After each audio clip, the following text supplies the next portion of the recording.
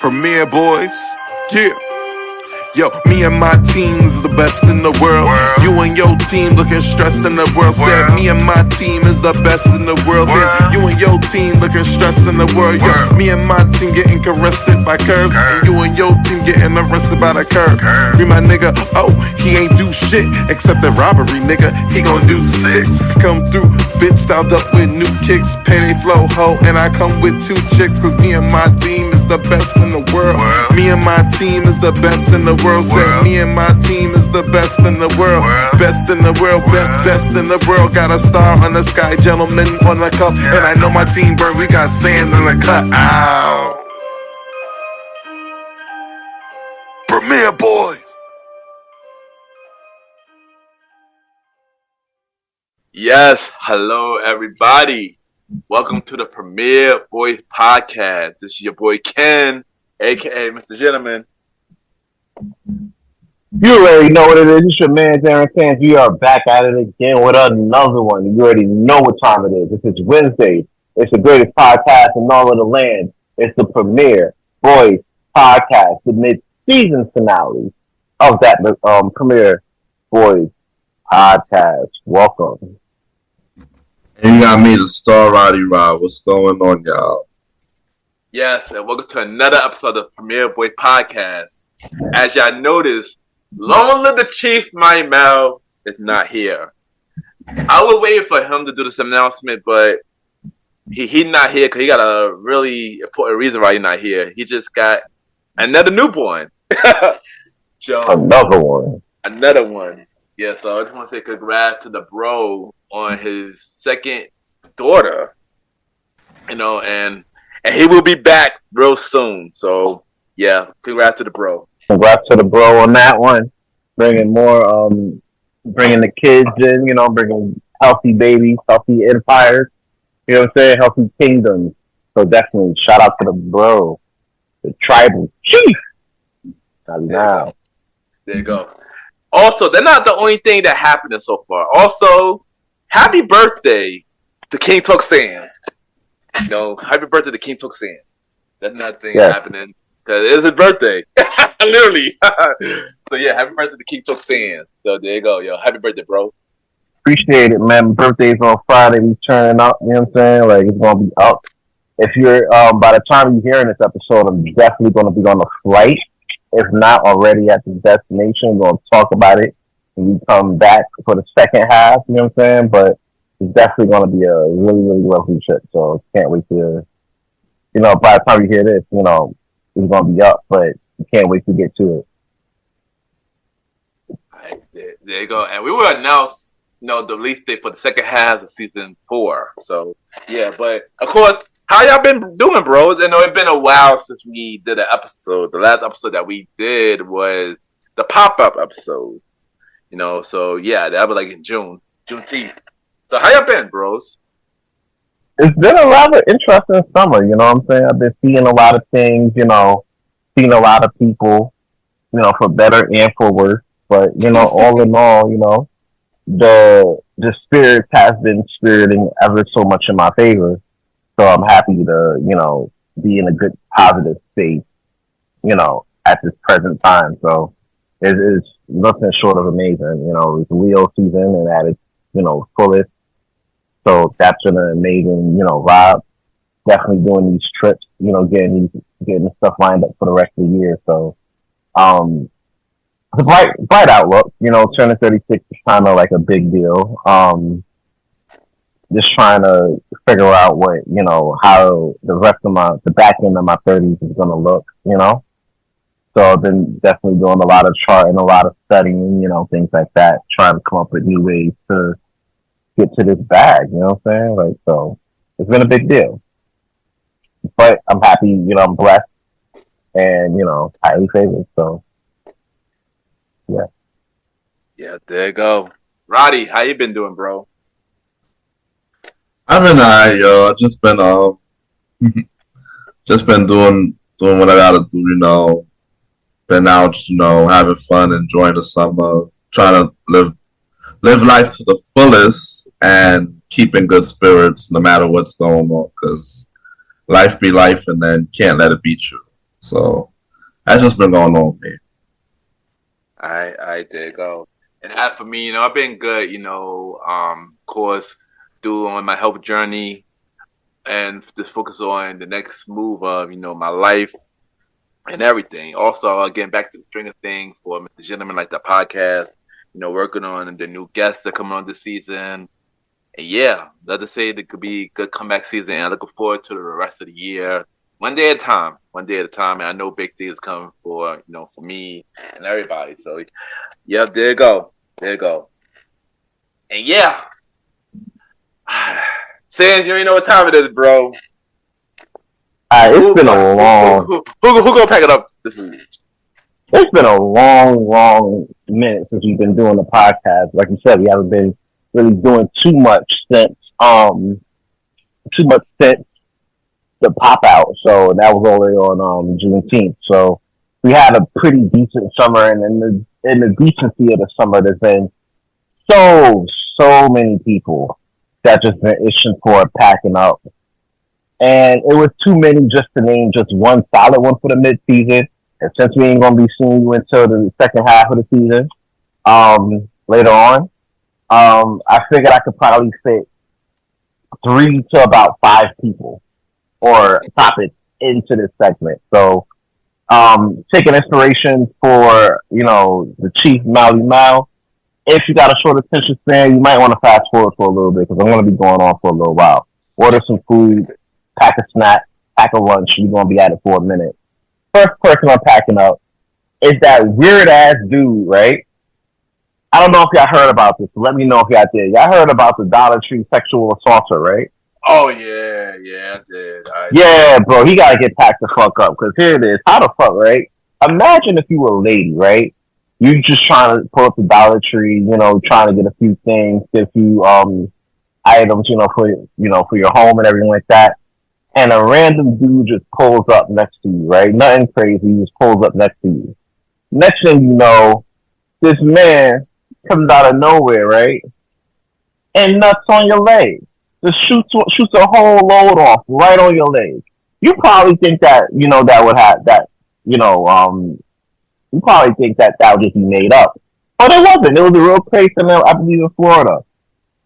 Caught on video. A man's running out of Dollar Tree store, after he just ejaculated on some dude, on some lady's leg. And she's like, "You got it on my." You know what I'm saying? It was crazy. So, he eventually turned himself in, as the right thing to do, because you can't just do nothing on people's legs and think you're just gonna live life. You know what I'm saying? That just doesn't happen. So, for you and this goes back to like a lot of dudes not having enough self-control. That's just kind of crazy. You guys definitely gotta have some self-control out here in the street. They already say niggas is out here moving like weirdos. When you do shit like that, there's no wonder why. You know what I'm saying? You do become the weirdos you talk about. You know what I'm saying? Oh, I'm not a weirdo. If you're not in the middle of Dollar Tree, what got you excited in Dollar Tree? What got you so excited in Dollar Tree, bro? For you to be like, oh, I'm gonna finish on shorty leg. Like, that's crazy. So yeah, he gotta get packed up. That's number one. Number two. And this one's a little bit more personal, but fuck it. Ken, you gotta get packed up again, bro. Of course. You gotta get packed up again, bro. Of course. God damn. Like, what the fuck? You gotta get packed up again. Because the hate that you have for Cardi B it shows no bounds. And to be fair, I'm not like a fan. I'm really not. But you sure? I'm just as much as a fan as if Roddy's a fan of Sexy Right. You feel me? What? Yeah, I'm just as much as a fan of Cardi as Roddy's a fan of Sexy Right. Why are you saying me? You mean because there's a point to be made here, honestly. Okay, no, but I'm not that much of a fan like how Molly's a fan of Sexy Right. He's really a fan of her. I don't know why. You know what I'm saying? So I'm only saying this because I was right about her from the word go. Ladies want ratchet music right now. That's a fact, right? And it was a whole need for it at that time. and Cardi B was supplying that demand. So I'm like, yo, she gonna be next up. And I knew I was right about it, but I didn't really estimate how right. It's like when you trade in stocks and you gotta take profit, and then next thing you know, the candle shoot far past your take profit, so you get the W, but at the same time, you could have got way more money. You know what I'm saying? If you just held out a little longer, you know what I'm saying? So that's kind of a thing. I didn't realize I was gonna be this right. You know what I'm saying? And I don't know where the hate for you that you have for this comes from, but it's a lot, bro. Like, what do you gotta say for yourself on this? You know what I'm gonna say for this thing is? Fuck Cardi B, fuck her fan, fuck you. God damn, why you for? Just for that. How you mad at Cardi B but not mad at Nicki? And she like Fittest, like PDF files. Cause Cardi B's a trash rapper, dude. Y'all go and find a girl. She dope. She not dope. She trash, dude. I bet there's mad trash female rappers right now. There's mad of them. No, there's a lot of them. Yeah, and I would say Lotto trash. Yes, yes, yes. Trash. Yes, trash. Yes, trash. Yes, right. And I know you salivating over there. You're salivating over there. Good, true. So you know all of this, right? But you never go as hard on them as you do for Cardi. How? The Cardi B is just trying to jump. I'm tired of she a little baddie, bro. Like, come on. No, she not, son. She a little baddie, bro. Like, what? Son, I'm doing you a favor, bro. I packed myself up, man. Get to the next person, man. Next person. Segment. You gonna rush me on my segment? Like, nah. I told y'all I'm gonna be here for a minute. We gonna pack a lunch. We gonna pack a whole lunch. Like, nah. Fuck academic too, son. Fuck academic. Okay, I can get with that. Cause he be blazing Drake like a motherfucker, bro. As a matter of fact, yeah, let's pack him up too while we're here. Academics, bro. Since I got time. Because all he been doing, bro, is just been glazing Drake.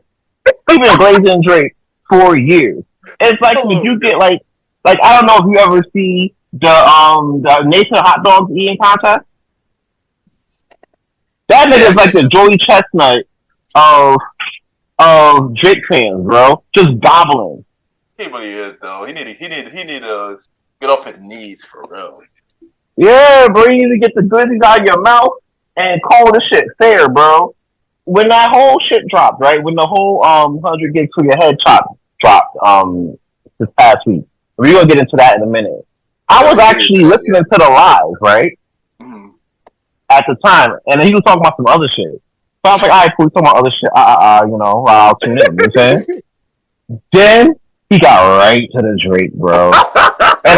And I'm on the P5, right? I'm on the P5 chilling, just doing my own shit, And I'm out here, I was like, oh, you'll be mad that your favorite artist can't multitask. Bro, he a whole culture vulture, bro. Like, don't stop it. And just because he got you through your hard times of love life with Selena Powell, bro, doesn't mean we gotta glaze with you on that shit, bro. Like, nah, bro. That ain't it. That was the soundtrack to your breakup. You know what I'm saying? My soundtrack to my breakup is DMX. What these bitches really want from a nigga, you feel me? Like, that's really what it is. You know what I'm saying? Like, what we really doing? So, yeah, for you glazing like that, you gotta pack it up too, DJ.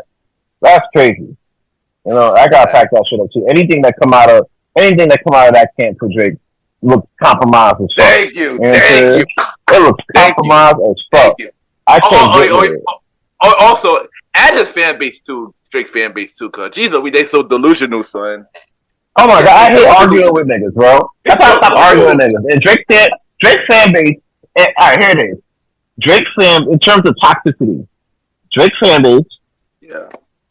The IWC. Oh yeah. Oh my gosh. For those who don't know, the internet wrestling community. Oh my right? God. Oh my gosh. And anime fans. Oh yeah. For you think, oh, well, anime fans, they be real peaceful, nigga. No, trust me, nah. Nah, they go back and forth for days. You think you ain't got no energy? They come right back at it. I'm like, bro, I ain't got that type of time, bro. I gotta go do something else. I gotta go fuck my bitch, bro. Go somewhere and beat your meat with that bullshit, bro. Come on. Mr. Beast gotta get packed up too. Mr. Beast gotta get packed up. He hanging around way too many PDF files, bro. He hanging around way too many PDF files. Chris Ava Tyson, you know what I'm saying? He was part of that shit. Talking to these kids. You feel me? Knowing good and well, you push your videos to these kids. And you got these pedals up there going, you know what I'm saying? Doing this shit. And you're not really saying nothing about it, bro. You're trying to keep your image clean and shit. You're not really speaking on this shit, bro. It ain't time for you to just be all silent and all happy dappy for these kids, bro. You gotta speak out on this PDF file shit. Otherwise, we gonna think you on that shit. You on that timing too. It's bad enough you were sitting there, you were talking not zesty, but you were talking wild sexually about the Catch Me Outside girl before she turned 18. Oh wow. Yeah. Before he got big, he was talking about Catch Me Outside girl, talking about he'll clap that up. Even though Shorty was under 18. What the fuck? Yeah, that's wild. Yeah. Like, what are we doing, bro? What the hell are we doing? So, unless you come out here and speak on that shit like you supposed to, bro, you gotta get packed up too. Because here's the shit. Kids aren't gonna care about it like that. You know what I'm saying? Because they're still gonna sub to his channel. They're still gonna watch his Rick videos where it also focus on his side set that those concepts he be doing, he rigged as fuck. You know what I'm saying? And a lot of he be doing be rigged too. So it's like you gotta sit there, you gotta come out and speak on this shit. You ain't coming out here and speaking on this shit, you gotta get packed up too, bro. Respectfully. It is what it is. Yeah. So yeah, in short, all them niggas, everybody I named, right? Dude who nutted on Shorty leg, handing your unnatural hate for just Cardi B, even though I named 5 other artists that is trash, that's equally or even more trash. You know what I'm saying? Because here's the thing. Ice Spice dropped her new album. That shit sold like 20-some-odd K records. Cardi ain't never dropping no album that sell like 20K. She gonna probably drop that. She dropped that right now. She probably do like 125, respectively. You know what I'm saying? So she ain't like she ain't doing numbers. She doing numbers. Yo, Sans. Yeah. How long do y'all think this Ice Spice train gonna ride for? It's coming to an end soon because a lot of people are realizing that she.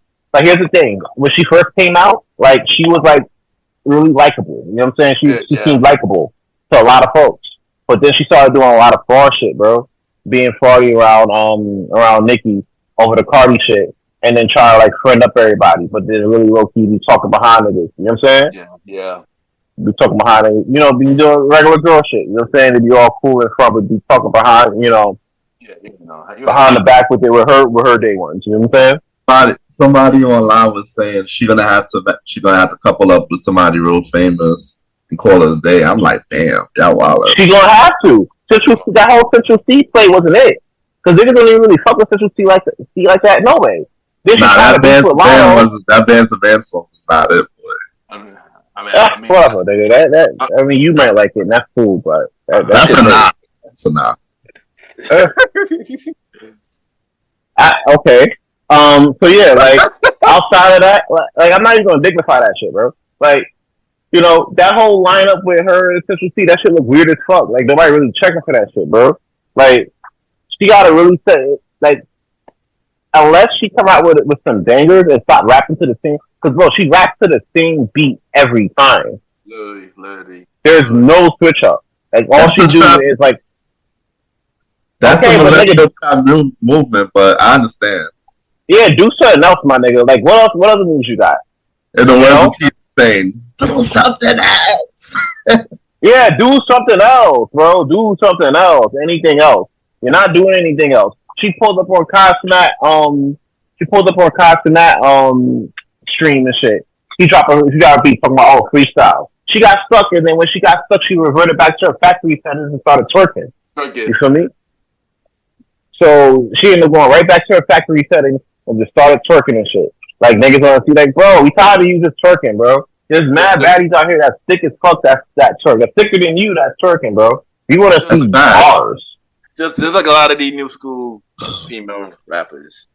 Yeah, bro. When the bars ain't hitting, what you gonna do? Oh, you gonna twerk, and you gonna like, oh.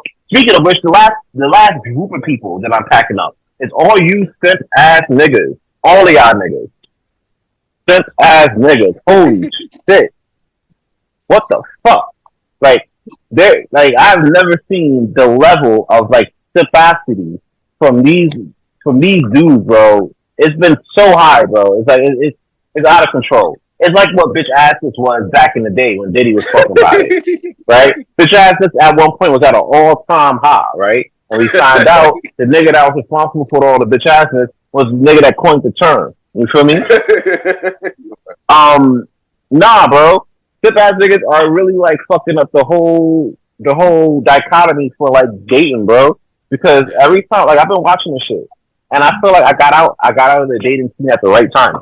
Because now, and you lucky tonight. Hell yeah, I saw that shit like the stock market, and I was like, oh fuck no, next, out of there. You know what I'm saying? And now everything is like transactional. Shout out to Randy's comedy for this one too. But I saw a reel from him. Recently. Yeah, shout out to him, bro. His reel be on. He be on that point. Yeah, like his is hilarious. But nah, bro, like. I saw him pull up a reel like, oh, this is how you got to pull up on ladies now in 2024, and like niggas pulled up and it's automatically cash app, shorty. Oh, you gonna do it for me and my friends? How about me and my friends? Oh, what's your cash app? Oh, here's my name. Just put the name in and then the cash app. Oh, that's a real man. You know what I'm saying? So basically, what it is like, what it is you basically saying like, all right, bet. What constitutes as a real nigga is just like if you just sit and just give her money just because vagina.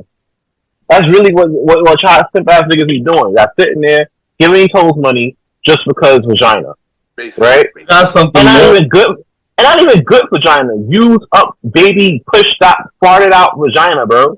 Basically, baby blown out vagina. Y'all out here chicken giving money for. I can't stand y'all niggas because that's y'all part of the problem. That fuck up the market for real niggas trying to get somebody out here trying to build, and you know, for the niggas that's out here trying to build, y'all niggas are having the hardest time ever. Yeah, tell me about it. If y'all really out here trying to like look, now there's a lot of folks that are not trying to look and everything like that. They're trying to focus on their path, and to that I say keep doing that. Yeah. At this point, focus on you. Get to this fucking bag, bro. Get to your shit, whether you doing your 9 to 5 or whatever, you getting money online, you working from home, you know, as long as it's legal, you know what I'm saying? I'm all for like legal, you know, compensation. You know what I'm saying? But get to your bag, bro. I'm gonna tell you like this. Once you get to the money, hoes are gonna be there, right? Hoes are gonna be there when you get to the finish line. You know what I'm saying?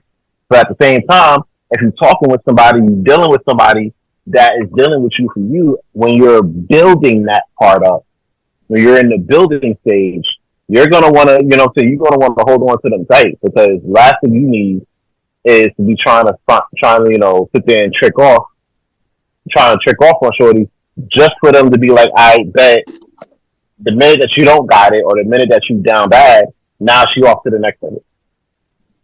I don't respect that. When you sip ass niggas, y'all fucking up the market for that shit right now. You stop leading with your bag and then lead with some fucking game, bro. That's how y'all gonna get quality women. Otherwise, y'all gonna be fucking with these OS models that just want y'all for the bag and not really fucking with y'all like that. And then take that money you're giving her and start fucking with that with like them like fuck niggas. You know what I'm saying? But y'all don't get it. I got something to add to that, Sans. Y'all don't get it. Roddy, go. Y'all don't get it. Yeah. Y'all don't get it. So there's other reels I've been watching with that too, and this dude got exposed. He paid a shorty whole rent in Atlanta and stuff. Not a New York situation. But he paid a whole rent, never even met up with the girl, never clapped nothing. And I'm sorry, go ahead. And that was for him being thirsty because he seen photos and saw on video chat, but never saw the bitch in person, my boy. And you know what? He's part of the problem. He's part of the problem. Yo, right there. Yo, you know who that remind me of? That remind me of somebody we know. That remind me of somebody we know. And he's part of the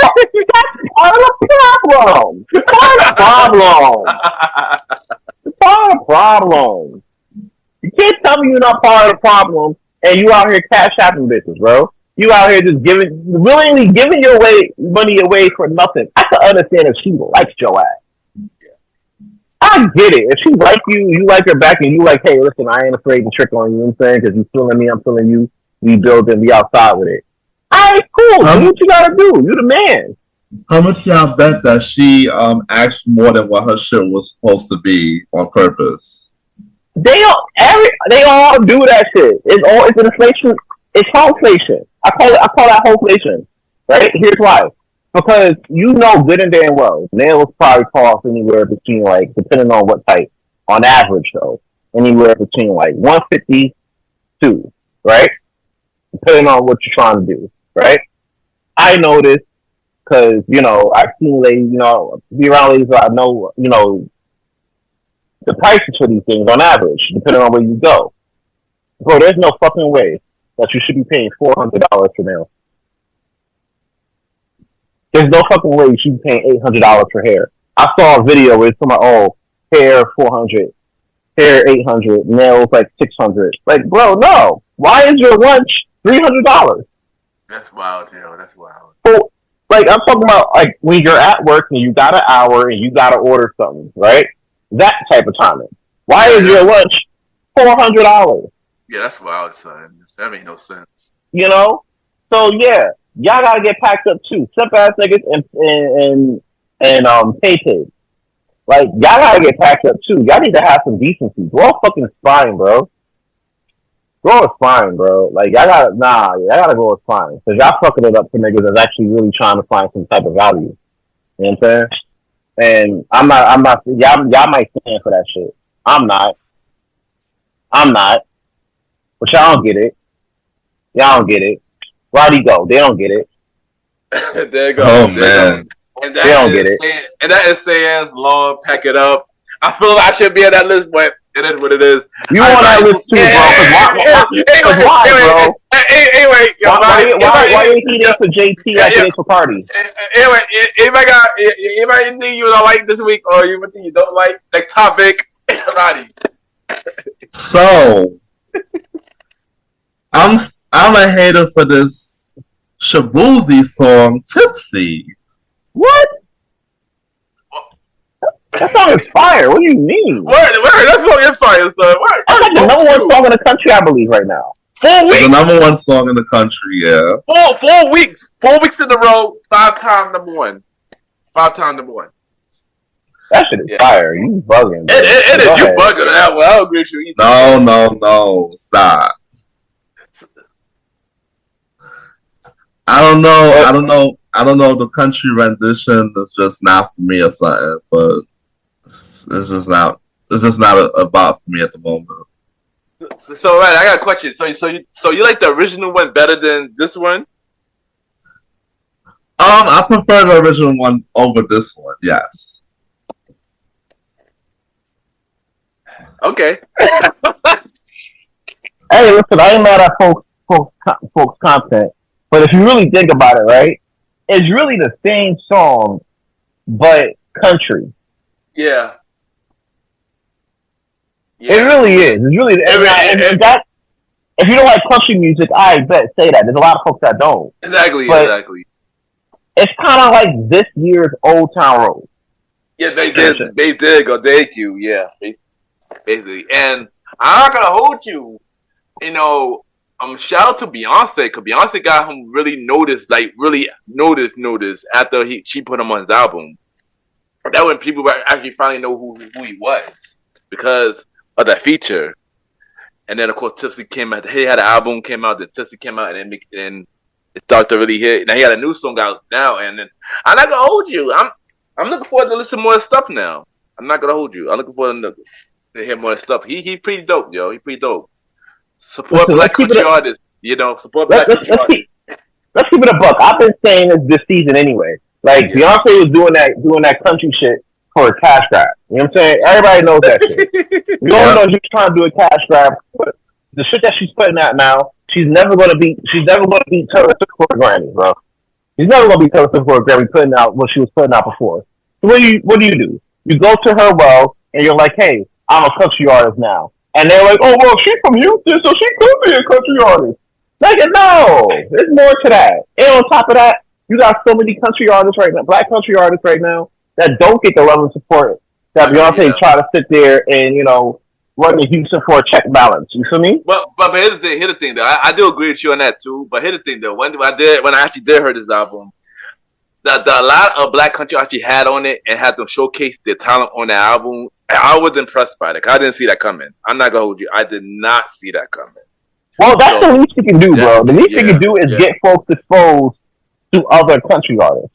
Actual country artists. Can you listen to the country album? I did it on my review on Mr. Gentleman, like the podcast Conversated by News episode. Yeah, I did review that. It was actually pretty good. I'm not gonna hold you. It was pretty good. It was better than I expected. It was better. It was way better than I expected. I'm not gonna hold you. Mm-hmm. But I said one thing I liked it was she showcased the black country artists though. It wasn't just him. It was like 5 other ones. So I didn't see that coming when I heard the album. So yeah, no. That's the least you can do. She gonna grift off it. At least you can sit there and give a shout out to the ones who've been doing it before you decide to be like, oh, let me cut into this market. But the thing is, as I heard this album, I heard she did the album, but 2 years before, everybody knew about it. So I guess, yeah. So this was. Of course, that's what they're gonna say because they're still trying to. They're trying to not make it look like they're gonna for Taylor Swift spot, which they're not gonna get. Well, I will say that this next year will be an instant Grammy next year. Next that Grammy is gonna be crazy, boy. Yeah. But you ain't know. But yeah, we already know we gonna cover that Grammy episode, of course. We'll cover that Grammy episode. But yeah, man, I ain't gonna hold you. I like that Tipsy song though, son. He a dope artist. Him and Tipsy and the other song that he got out now make me want to hear more stuff now. So yeah, I'm not gonna hold you. And also support black country artists, man. Black people started country first. Exactly. Let's get that shit back. Exactly. Maybe I'll go into the song more if I hear it. If I listen to it more, I hear it more. Yeah. That's why I wasn't mad that he was number 1 because he a black country artist. Just like I wasn't mad that Old Town Road is number 1, even though after it got a little annoying. But yeah, it did.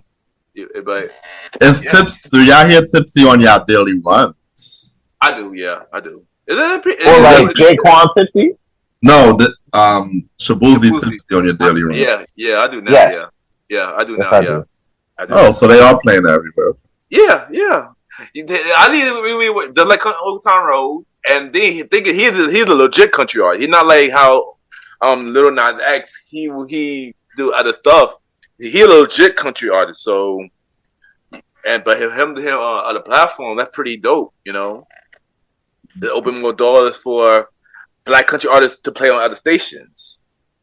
I like too. What you do like, Roddy?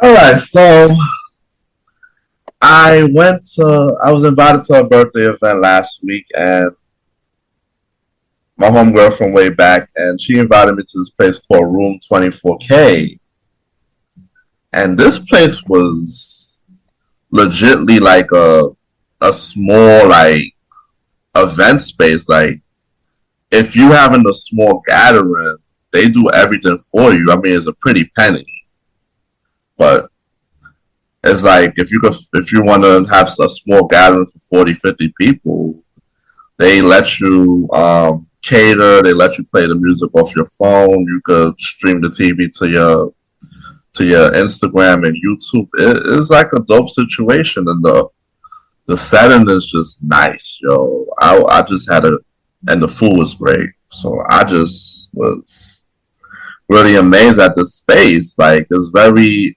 low key in Brooklyn. Like, basically one of them secret places that you wouldn't know if you pass because they don't got a sign outside, But once you get inside, it's really, really nice, decor and everything. And staff was cool, and it's looking like they give you a good packages for like, birthday, anything you want to do, I guess, birthday, baby shower, whatever. And it's a little stage and everything. So yeah, I was in the space and I was really amazed at how it was set up and looked like something I would consider if I was having something in the future. So Room 24K on Instagram to find them. Alright, there you go. That is Roddy. I don't like and I do like. Alright, now time for Mr. Gentleman review of the week. And I know it's been a while. So I'm gonna review 4 movies that I've seen recently. So the first movie that I will review is Bad Boys 4, Ride or Die. Of course, Will Smith and Martin Lawrence in it. And I saw this movie, and this was a pretty good movie. This was way better than the third one. I'll get this 4, Mr. Gentleman. Fact. It was really good. I like the storyline for this one. Shout out to Reggie. That's all I'm saying. And yeah, this one's really good. This one's really good. Next movie I'm gonna talk about is another movie that came out with the number 4, Beverly Hills Cop 4.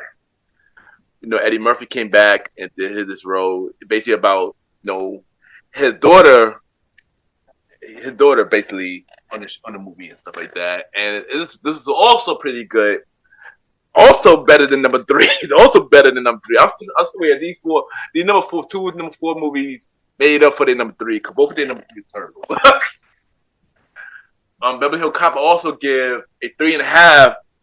Gentleman, fact. It was funny. They brought back a lot of the old cast. And yeah, it was really good. And stuff like that. Third movie that I'm gonna talk about is Tyler Perry, Divorce in the Black. And this movie was pretty a lot, especially the first 5 minutes in the movie. That's all I'm gonna say about that. I do a shout. They trying to take her out that casket. They took that damn nigga out that casket. Yeah, right. Yeah. What is good with that, bro? Yeah. I ain't gonna hold you. That was a lot. My thing about this movie, it wasn't a bad movie, but I felt like a lot of stuff in this movie wasn't needed. But I understand the message of the movie though. Clearly about his family raised him to become what he was, which was a narcissist. And one thing, shout out to Corey, because he killed that role, though. He killed that role. If it wasn't for him, the movie would have just been... another Tyler Perry movie? Basically. But for his role, I give the movie a 3. Because he killed this role. He killed this role. I just have to say that, because he really did a thing. He really did a thing on this role. So shout out to him. And the last movie I'm going to talk about... man. Deadpool and Wolverine. And all I'm going to say is amazing fucking movie. From the storyline, it was mad funny. Good to see Hugh Jackman back at the role of Wolverine. A lot of cameos. I'm not going to spoil it. And I'm going to give this movie... We're going to break the scale with this one. It's one of the best movies I've seen this year. One of the best Marvel movies I've seen in a while. Yeah, I gave it a golden, Mr. Gentleman.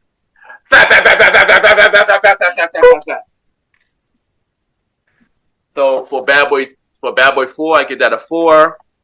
For Beverly Hills Cop 4, I give that a 3.5. For Divorce in the Black, I give that a 3. And for Deadpool Wolverine, I give that a golden, Mr. Gentleman Facts. And that is today the Gentleman review of the week. I still got to see 2 of those 3 movies, my boy. Yeah. Of course, Bad Boy. Yeah, Bad Boy 4 is doing theaters. Beverly Hills Cop 4 is on Netflix. Of course, Divorce in the Black is on Amazon Prime, and of course, Deadpool Wolverine is doing theater, which is killing the box office right now. So. Also, Marvel did announce a whole lot of other stuff, literally like the past 2 days. So, yeah. That's great news. Yeah, it is. So So time for a question of the day. We haven't done this in a minute. And this question today brought to you by Roddy. He brought it to my attention, and even though I knew about this, but he brought it into the chat. And I wanted to ask the question because I am curious with everything that's going on. Because recently, Boomerang app was shut down recently. Cartoon Network website was also shut down recently. Ever since Max came to the picture, things with Cartoon Network been changing and stuff like that. So I wanted to ask everybody, do y'all think Cartoon Network is ending? I don't think Cartoon Network is ending, but like the Cartoon Network that we've known for like a minute, I would say, yeah, that's done. Right? I'll say that's done. And you gotta look, it's more of a business decision when you look at it. Like Paramount, like Viacom, they lost a lot of money in this quarter. You know what I'm saying? I think it's an ongoing, situation with like the market right now. You know what I'm saying? Like everybody's doing streaming. Yeah. Everybody's streaming the shit. Regular TV is like, not really going to be a thing after a while. You know what I'm saying? Because everybody's streaming stuff, whether it's Netflix, Max, things of that nature. You feel me? Like Hulu, all that other stuff, right? Like it's a whole lot going on. You know what I'm saying? So knowing that, like Paramount or Viacom for the most part, they're looking at that shit and they're like, okay, well, we're getting more views doing. Does it really on during the day? Mm-hmm. You know what I'm saying? So for me, I'm like, I bet they're probably going to lean more into that, which is why Cartoon Network is moving on to Max. You know what I'm saying? Yeah, Max. So that's kind of a thing. And for me, I'm like, I bet they're going to focus more on that as an option. And you see Paramount kind of doing the same thing as well. So you see a lot of these major networks going to the way of like streaming. You know what I'm saying? Like trying to figure that out. And to be honest with you, a lot of that comes in, in a sense where, they're trying to go to what the market wants. Honestly, they're trying to go to what the market wants. And it's going to be hard to really see showing, regular show at like 8 a.m, unless you got folks watching. Even the kids don't even really watch cartoons on TV no more. They're on YouTube. They watching Mr. Beast and his PDF friends doing their thing. You know what I'm saying? Like they're not really like really looking at cartoons like that for real. Let's be real. So we were the last generation to really do that. So now this generation, they're like, hey, I want to watch YouTube. And then they do. So yeah. I guess Cartoon Network, at least the Cartoon Network we know and love, yeah, that got packed up. All right, what about you, Roddy? It's basically an end of the era. Like these networks, just like piggyback on what Say, they're basically trying to find ways to cater to the audience now. So I'm guessing that Cartoon Network has probably stopped production, or they're just being acquisitioned by HBO Max now as the new move. Since they said since their websites are all shut down and stuff, I don't really see them bringing out new shows on their network in that particular way.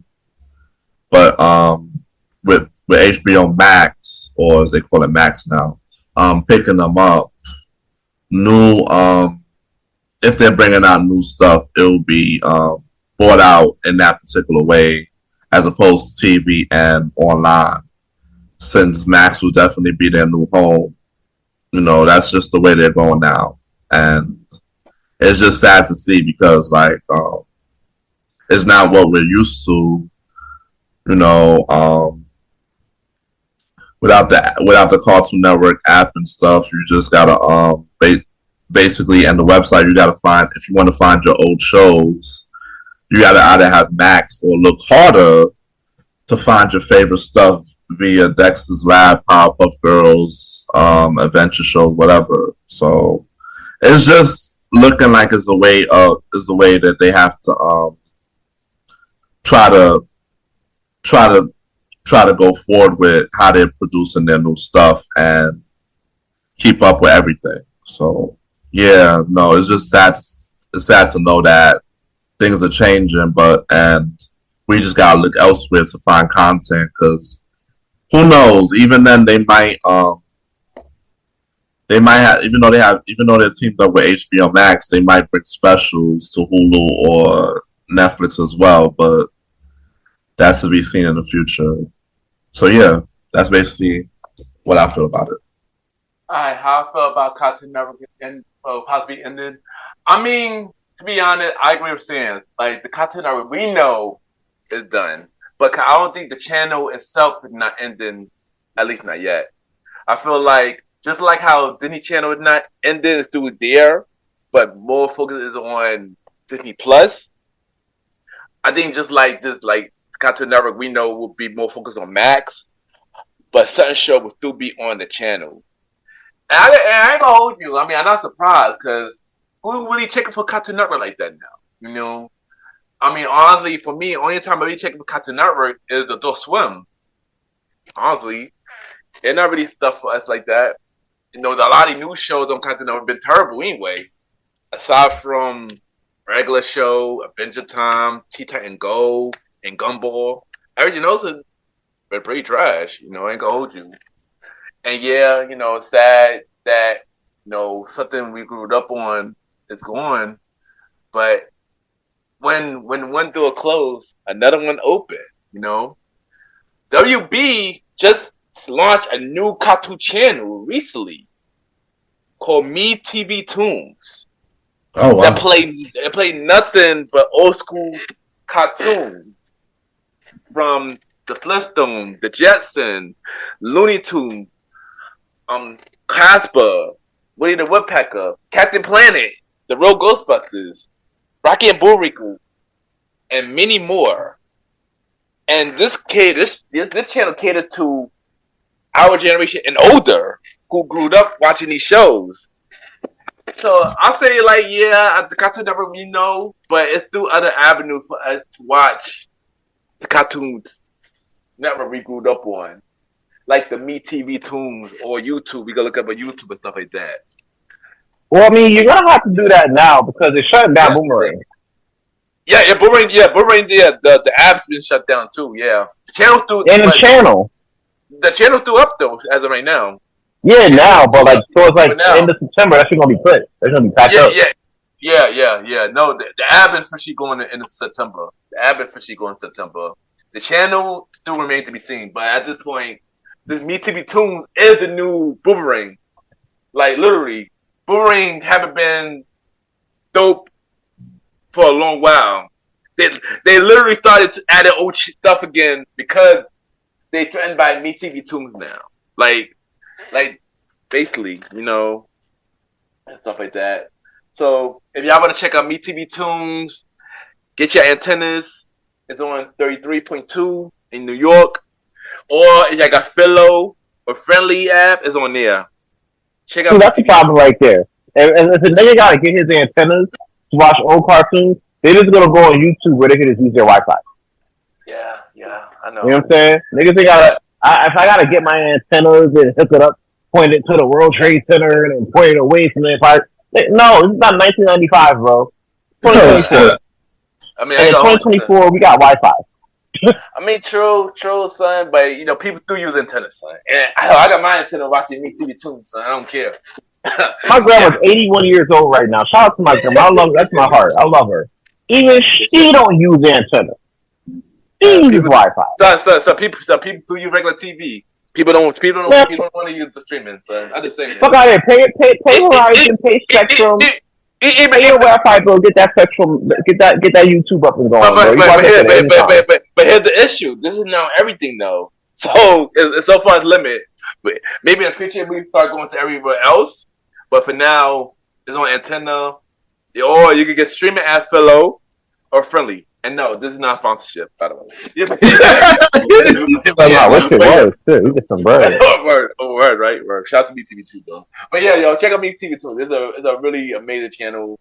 If you look for old school cartoons, go on that channel. And yo, they got your boy Captain Play on there, son. So yeah, I just Captain Play on YouTube. But shout out to that.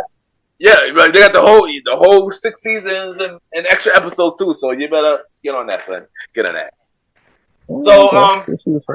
So what's in your headphones this week, y'all? This week it's been a lot. I heard Vultures 2 this week, and I was like, this is okay, I guess. It's not better than Vultures 1. You know what I'm saying? But there is one track which is not on either album that really did catch my attention, and that one is No Apologies by Consequence and Yay. You know what I'm saying? I like the beat. It's kind of cool. It's good to see Consequence back on the mic again. You know, getting the bars out, working the pen, you know, getting a healthy run back at it, especially with Yay, you know what I'm saying? Because they used to work back in the day too, so. Yeah, right. That was a big deal as well. So, you know, it's good to see him getting back to it. But yeah, that's what's in my headphones right now, man. For real. All right, there you go. All right, what about you, Roddy? Man, I've been going back in the day to some Avant, and that man has some golden tunes, bro. I tell you, Read Your Mind and all that stuff. That song he did for, I still don't understand how Shark Tales gave him a sex song, but I'll never understand that shit. How do you know that? Can't Wait. Yeah. Oh, right. There was a Shark Tale. Right, there was a Shark Tale. I forgot about that. Yeah. He was. Yeah. That was also some couple of old school reggae. You know, Sean Paul was playing a lot this week for me. Celine Dion. Yeah. So that's what I was listening to this week. Nice. I know for me it was a lot of new pop stuff, but if I had two specific songs that I would listen to also this week.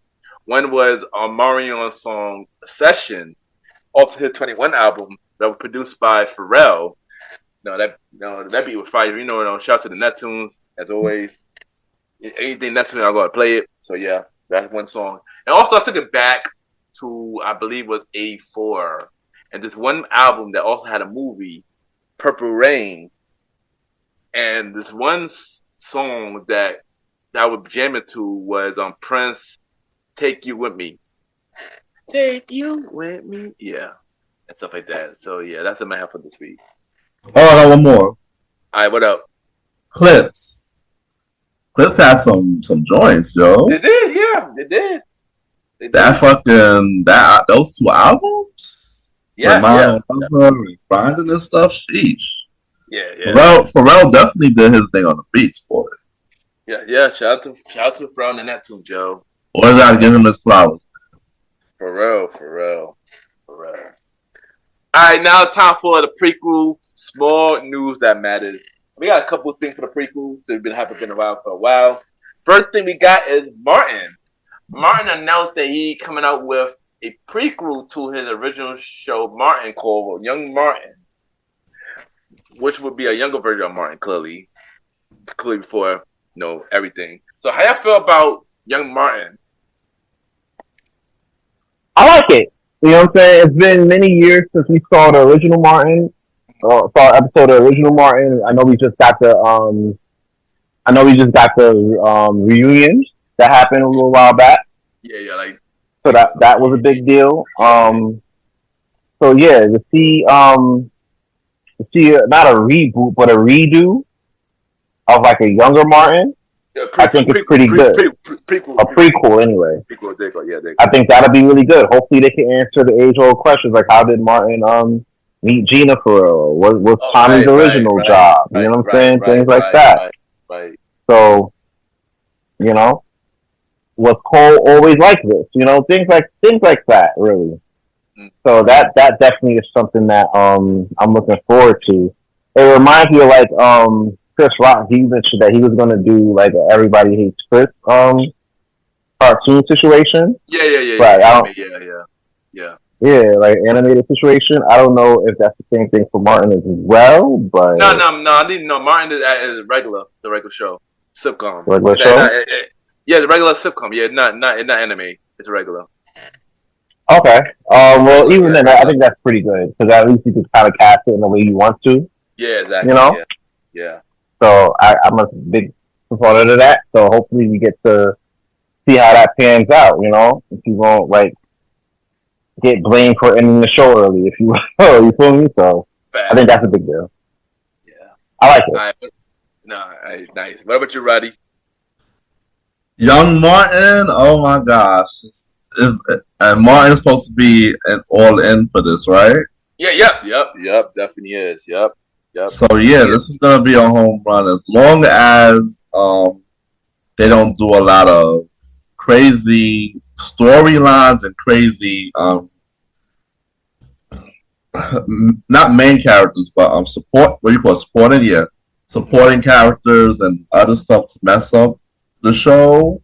Because I feel like a lot of times when they put new shows, they have to throw certain things in there to relate to everybody. But you know, if Martin still got full control, I feel like it won't be too much of that BS. So I'm for it. I just want to see how it goes. Hopefully it comes out good. Yeah. Does anybody know where it's going to be at? I do not know. So they don't have a network that they shot for. You got it. Yeah, but no, I'm looking forward to this. I can't wait to watch this. You know, I do want to see how everything comes about. You know, 'cause we had a lot of people that came out so far with Raising Kanan, Everybody Hate Chris, and a couple. I probably missed more stuff, but yeah. But I'm looking forward to Young Martin. I can't wait for it to come out. Yeah, and yeah, Martin is fully on board with this. So yeah. We got Origins coming soon, baby. Oh, Origins, yeah, there you go, yeah. We don't know how that's going to turn out, but Think about it. Yeah, I feel like that's going to be a good one. Hopefully, let's see. Yeah. But there you go. All right, next topic we got the new sexual Drake. I knew this. 100G. He got two different new stuff coming out. Well, he came out with the file called 100G or 100 whatever crap. Gigabytes, yeah. 3 new songs and a whole bunch of old video content, whatever. And also, he also announced that he having a new album with Party Next Door. How y'all feel about Drake releasing the 100G and new project with Party Next Door? How you feel about it? Here's the thing. It's way too soon, honestly. I'll be honest with you. It's way too soon for Drake to be out here trying to, win back the graces of folks. You know what I'm saying? Kendrick is about to get another VMA for Not Like Us. That got nominated for Song of the Year. That just may well be the Song of the Year. Basically, honestly, at this point, I thought it's already the Song of the Summer. If it wins awards like that later in the year, it's definitely going to be Song of the Year for real. Sure. So, why should get nominated for a Grammy since a rap? If it gets nominated for a Grammy, it's up after that. You know what I'm saying? It's gonna get did the victory lap. Yeah, it's a rap. It's a rap. Go on though. Having said that, it's been a little crazy. Drake dropping 100 gigs. I already told you, Ak was already glazing for that shit. You know what I'm saying? Like, he can't help himself. Of course he was gonna glaze for it. You know what I'm saying? Hold on, Sans. Fuck academic. Continue. Come on, let me turn off my segment so you can say fuck academic. I'll put a packet up session. You know what I'm saying? I got a thing. There's a thing here. You know what I'm saying? Like, people glazing for this shit. You know what I'm saying? Because it's Drake. You're like, oh my god, it's Drake. Oh. You know what I'm saying? Like, it's really at that point. You know what I'm saying? However, I'd be lying if I didn't tell you those songs wasn't lit. Right? He got one song. He had 21 and Young Thug on there. They thought 21 was talking shit about Kendrick. Yeah. 21 had to call Kendrick and be like, "Yo, my bad. I wasn't talking about you." You know what I'm saying? He will be a part of that. He will be part of that list. He didn't want that smoke, and I don't blame him. What else? He had like a Nigerian, basically all the shit that Kendrick said that he'll do, and like Euphoria and Not Like Us, he did. Exactly. He ran back to Atlanta for the check balance. That was the whole 21 and Young Thug song. He ran back to Atlanta for that. Then he did the whole Nigerian Jamaican shit, which he did the fake ass accent to, which he said he'll do as well. You know what I'm saying? Then he did he got a track with Lizzo, which means he's standing there next to another bad bitch, making two bad bitches. Lotto. Sorry. You know what I'm saying? They're both trash. So like, Word! They pretty much the same. It's pretty much the same shit. You know what I'm saying? Drake hanging around with them, it's pretty much more of the same shit. So yeah, hanging around shorties, now you look like two bad bitches. You got two bad bitches and Drake and Lotto. You know what I'm saying? Like, there's that. You know what I'm saying? It's everything that Kendrick predicted. You know what I'm saying? There's no way around it. He did say this was going to happen, and it's exactly what happened. Now, so having said all of that, I mean, look, this is what made Drake, successful, And we're not looking, I think it's safe to say at this point, we're not looking at Drake for lyrical value. Mm-hmm. You know what I'm saying? If you really sit there and listen to the Drake song talking about, bars, one, who wrote the shit? Bro, who wrote the shit? Who did this? You know what I'm saying? You gotta ask that. Two, you know what I'm saying? Like, you're not there for the bar. You're there for the wave, like he said, like Kendrick said, wave your hands, and sway to the shit. You know what I'm saying? Like, you're there for that, and it works. Let's be real, it works, right? But let's be real, we're not here for lyrical content, and you can see, and it shows. You know what I'm saying? So, if this leads up to the build up to his own album, then I'm like, hey, cool. Now, if Kendrick dropped his album the same day, shit. God damn. You know what I'm saying? Like, I'll pose that question to you guys. Drake dropped his album, right? Solo album, right? And it's a Scorpion level album, right? Because he has to come back like a Scorpion level album to even be, in those conversations again, right? Drake dropped a Scorpion level album, right? Only for Kendrick to drop his album 30 minutes after on some Meet the Gram shit. Right? Mm-hmm. What album are you listening to? Son, this is like a really easy question, son.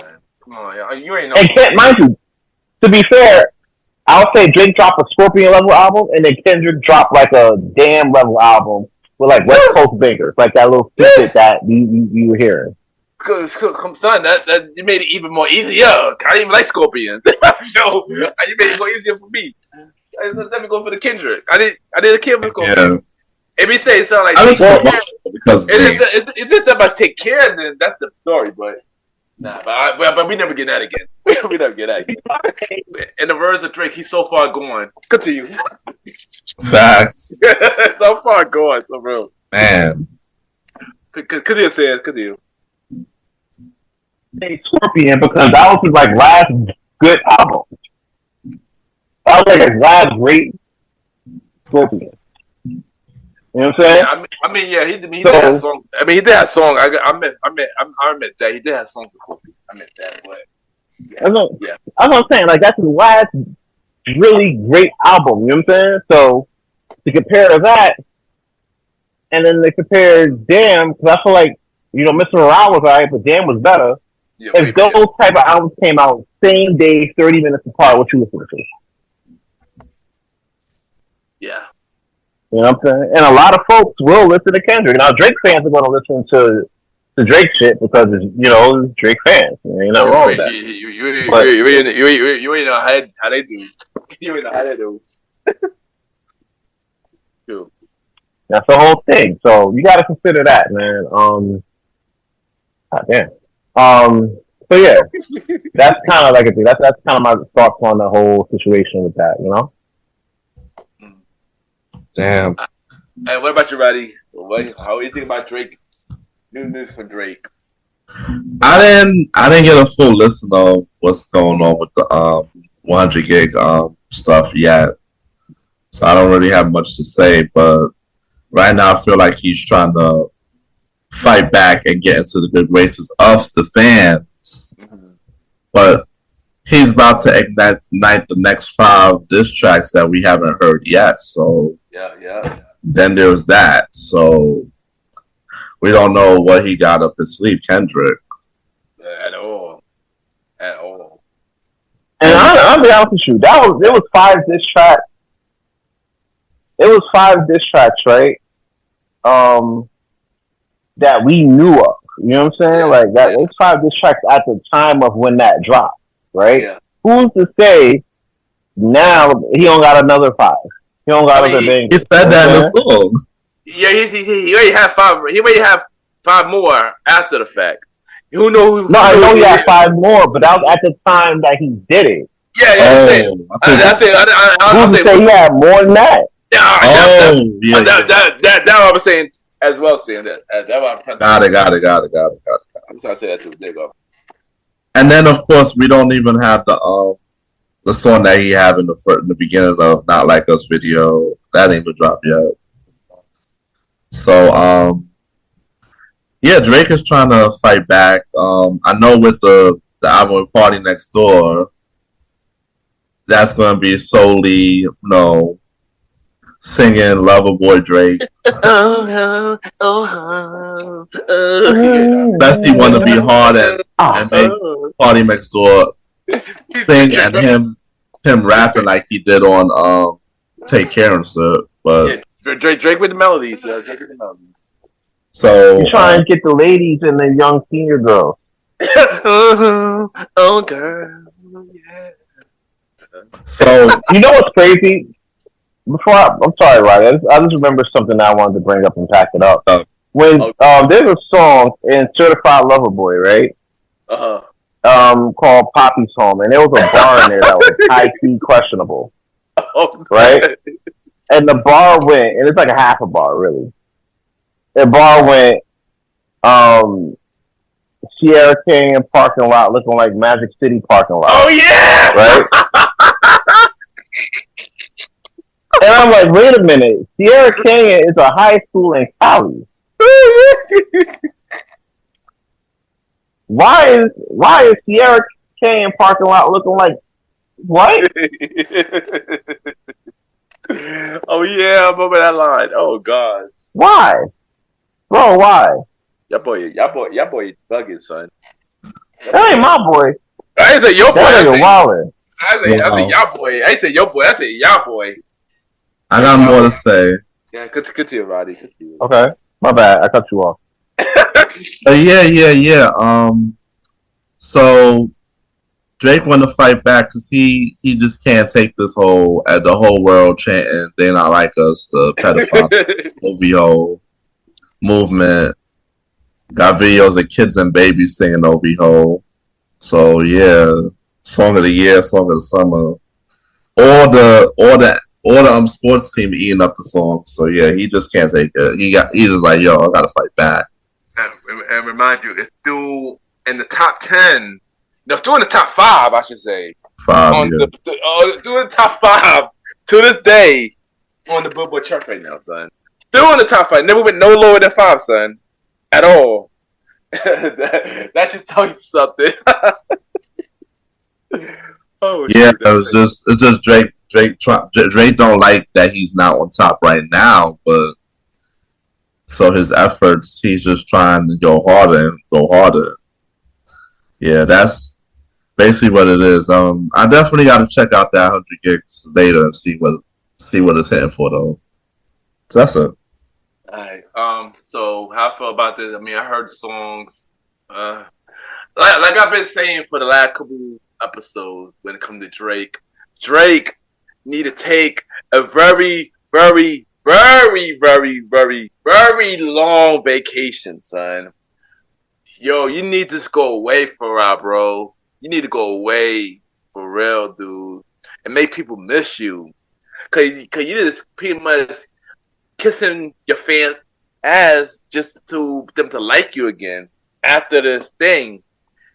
And I do think he do think that everything's all good. Like people I know think everything all good after a beef, and everything's gonna go back to normal. No, bro.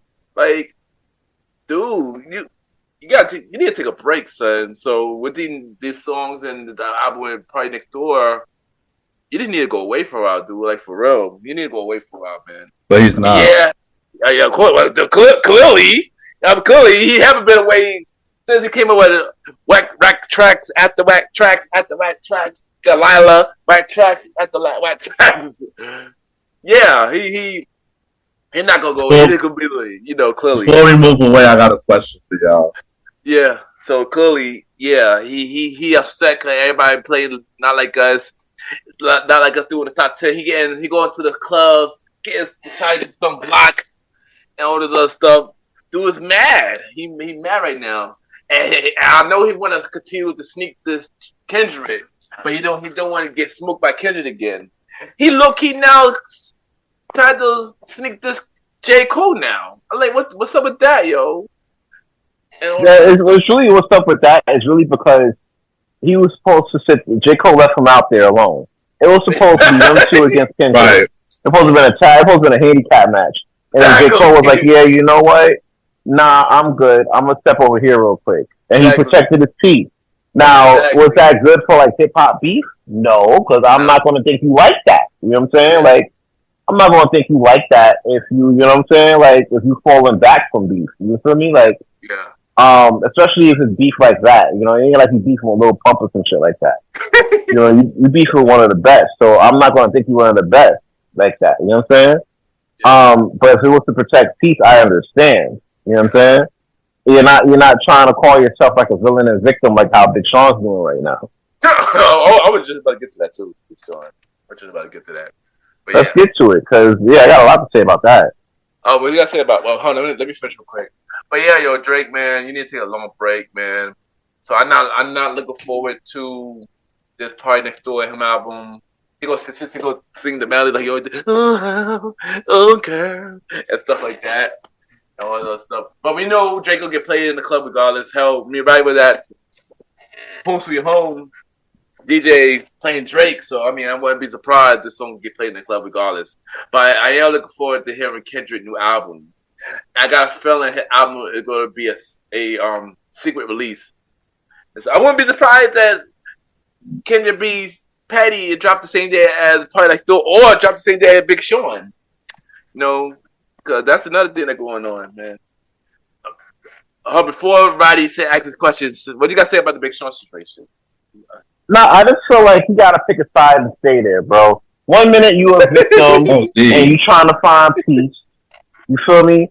But then you said you had these high level ass bars for Kendrick. You feel me? Like, you gotta pick a lane. You gotta stay there, Big Sean. Like, are you trying to be a family man and finally propose to Janae? Because we're in the wedding for that, though. You've been with Shorty for like 8 years, and you ain't not once pulled up on old girl. You know what I'm saying? That's like my celebrity crush. They would tell you that right off top. You know what I'm saying? And so to see you waste your time like that is crazy. Well, to be fair, she was married before too. And that's fine, but you with Shorty for that long, right? And you ain't, you know what I'm saying? Like, that shit weird as fuck. You trying to Jim Jones the situation? Like, come on now. Maybe. So, maybe. Who knows? So, going back to the whole interview, he did that interview with Charlamagne. And basically, he was talking about, like, he had, Bear Smoke for Kendrick. I'm like, I bet, drop a track. But you ain't never dropped a whole track being direct. You out here sneaking this thing. Just like this shit. And I don't like that. They could be like, oh, I don't got problems, and then want to sneak this nigga like on some passive aggressive shit. That's not cool. Yeah. You know what I'm saying? So, yeah, either you're going to be a villain or you're going to be a victim. Pick one. And stay there. Because this shit, I got Bear Smoke, and I'm about to drop. I'll drop a God level track on him, bro. You didn't really drop nothing of mention, and recently, like, let's be real. I'm gonna try this question. Since I don't fuck with you, right? What's the last Big Sean song you liked? The last Big Sean. The last Big Sean song that you really like, not saying out like, oh, it sounds alright, it sounds kind of cool. But I mean, you like it, and you play it in your daily rotation. The last real Big Sean show, I like a player like Happy with Paradise. How many years ago when did that drop? I can't remember what album it was. I think it was the 4th album. Well, actually, a lion. The last one I liked was Bounce Back. All right, so it's safe to say, and I'm going to say this right up top. Until he drops the new shit, Big Sean fell off ever since he left good music. Ever since he left big music, it's already become a family man, which is nothing wrong with being. But, bro, you fell off. So I don't think you got a lane to really talk about you trying to slide into that top spot like that for real, bro. You need to drop stuff for us to make us remember why we loved you in the first place. Well, to be fair, the album come out later this month, so you could find out that the answer is this month. All right, yeah, we'll see what he got. Hopefully, he ain't pulling the J. Cole and trying to redact the whole shit later and be a victim. Yeah, he dropped singles. He dropped 3 singles so far. So off that new album. So far, I like some of the songs so far. I go with you. I like some of the songs so far. They also linked his album too, like last week. So I think that's another reason why I probably got pushed back a little bit because they linked his album too. So yeah. I don't know. Ever since he left good music, it's been like bad. It's been bad. It's been bad. Kanye may have been right, bro. That might have been a work machine he made with signing your ass. Yeah, he threw a shot to Kanye too. Oddly enough, too. By the way, he threw a shot to Kanye as well. But Roddy, you got a question. What question you got? All right. So before we get off the whole Drake thing, there was a photo floating around of 50 Cent and Drake. What do y'all think they were conversating about? Oh yeah, I forgot about that. I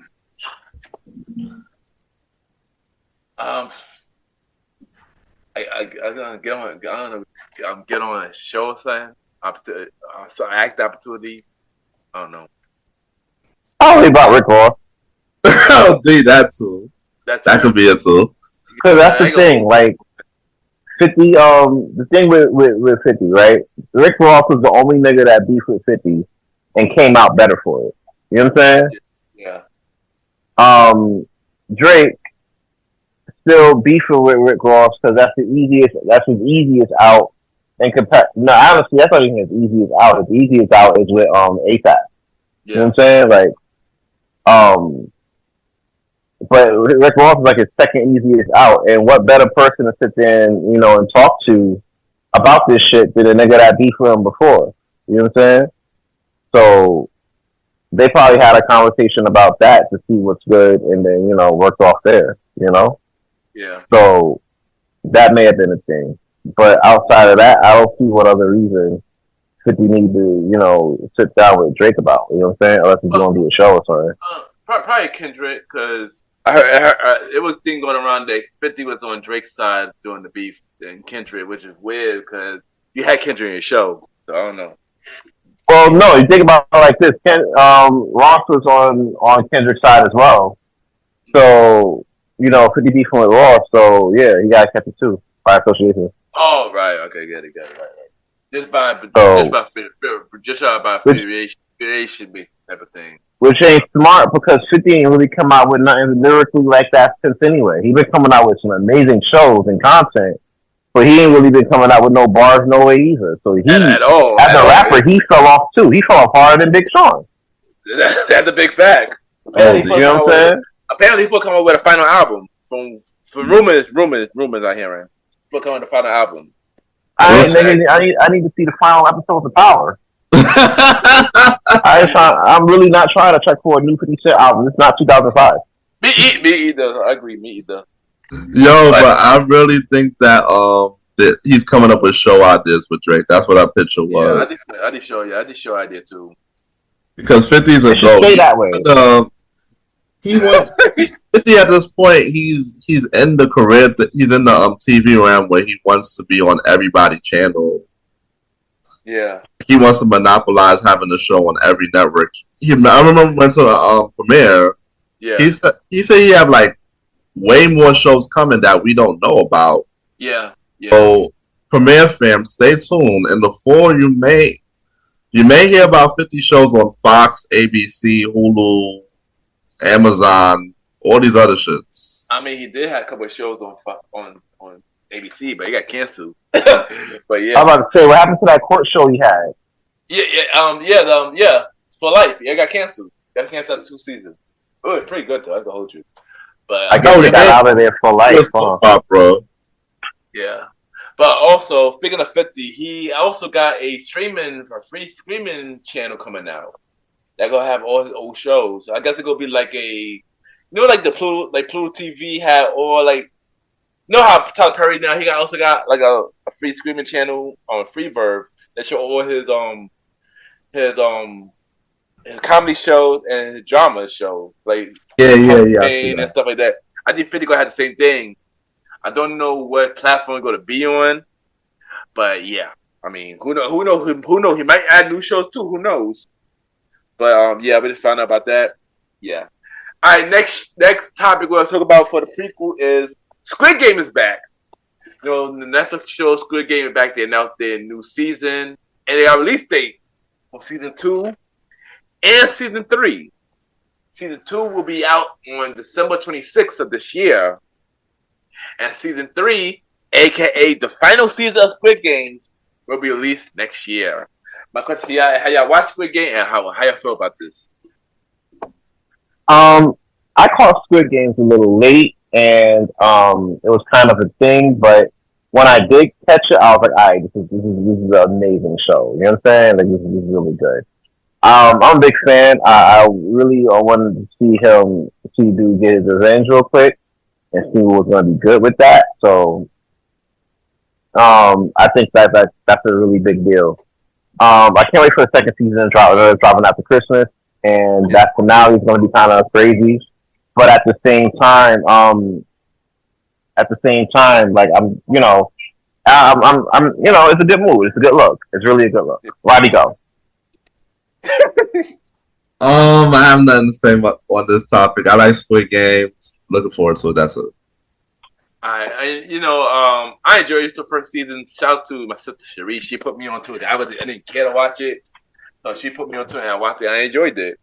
3 years to make I guess because that probably will film both seasons. So yeah. I look forward to season 2 and the final season, which is season 3 next year. So yeah.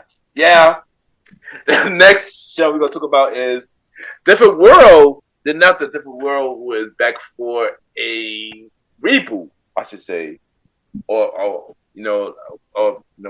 sequel show, I should say, which is coming on Netflix. How you feel about a Different World reboot, which is talking about the Wayne and Whitney daughter in college? How you feel about that? I'll be honest. I wasn't really a big fan of Different World, like the original series. I wasn't a big fan of it. I'm all for folks going to college and making better for themselves, right? I'm all for it. You know what I'm saying? Nobody out here that's really big on self-improvement like myself, right? Having said all of that, I wasn't really a big fan of the show, especially after they got rid of me. I was like, bro, come on, really? Shit was weird. Having said all of that, I do want to see, I do want to give the new reboot a chance. You know what I'm saying? Because maybe I've seen it with more grown up, fresh eyes. So that may be a big thing. So as a kid, I wasn't really a big fan of Different World, but maybe as an adult, I may be. So only time will tell. Okay. All right. What about you, Roddy? I want to see how it goes because these reboots and revivals, I know that of course, they're going to try to match it with today's college kids and today's problems. But I just hope that they don't stray too far away from the original, what it originally came here for, and not try to match it to what the millennials want, what was woke.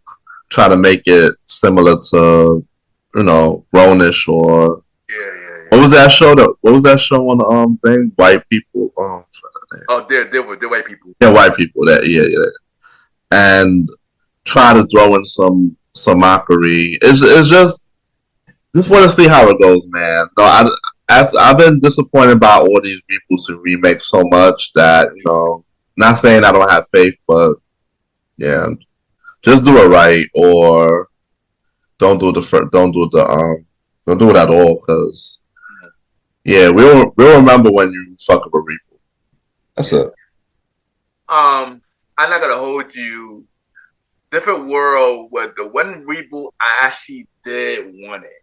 Oh, wow. I spoke about this a lot on the Old School Show.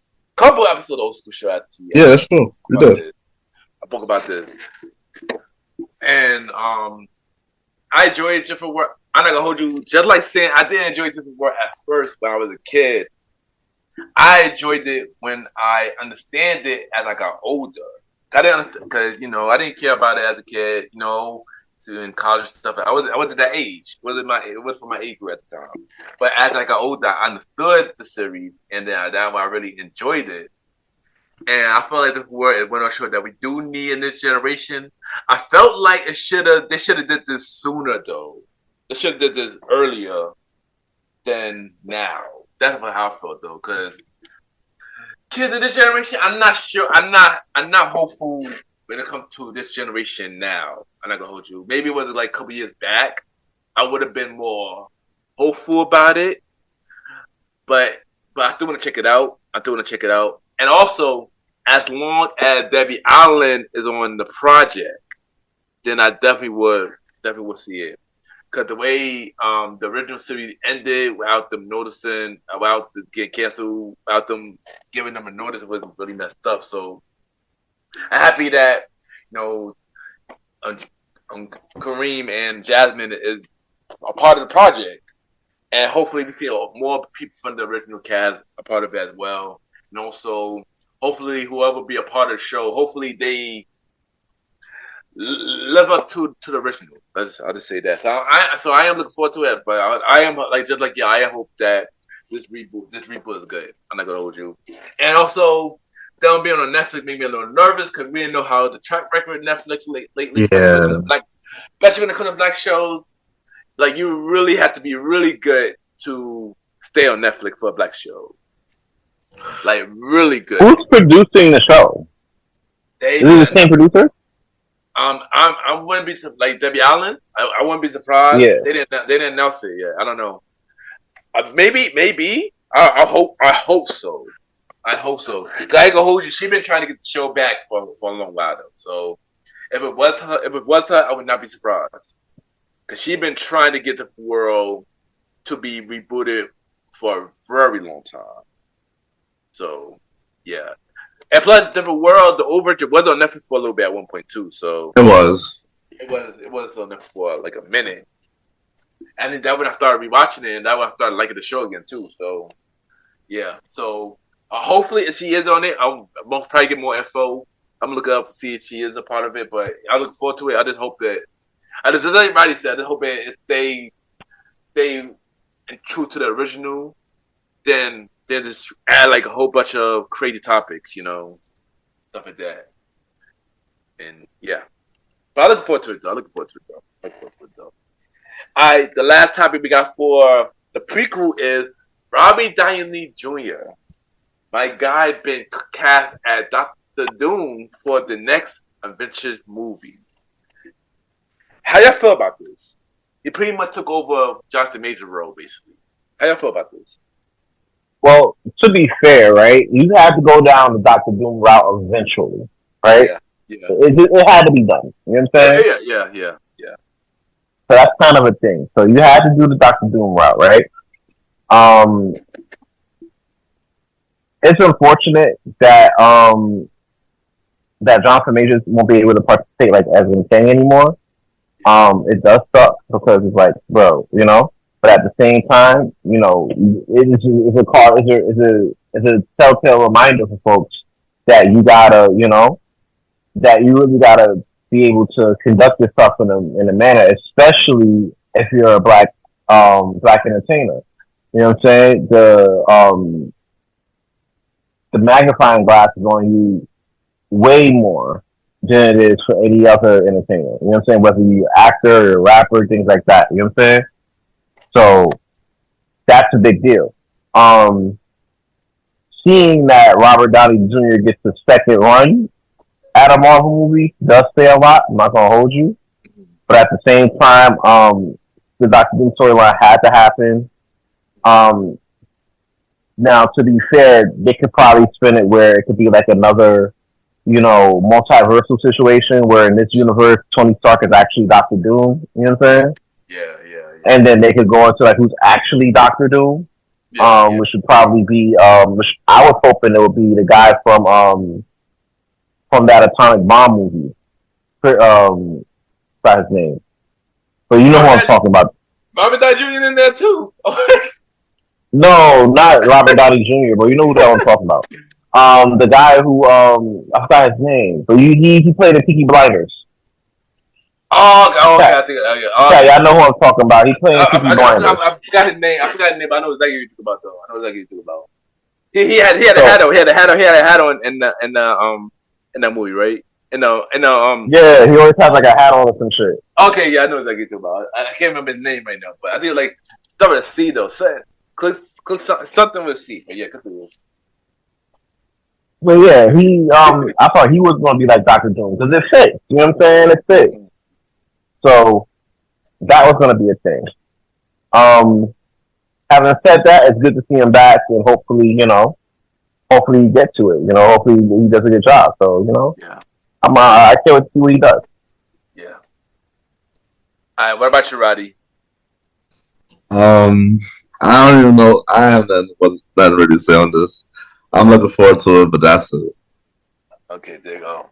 I ain't gonna hold you. Shout out to Robert Downey Jr. I looking forward to seeing him play Dr. Doom, and I do believe that might go that route where he Dr. Doom and he Iron Man. So if that is true, then that'd be pretty dope. And also did that in the comic book too. So I look forward to that.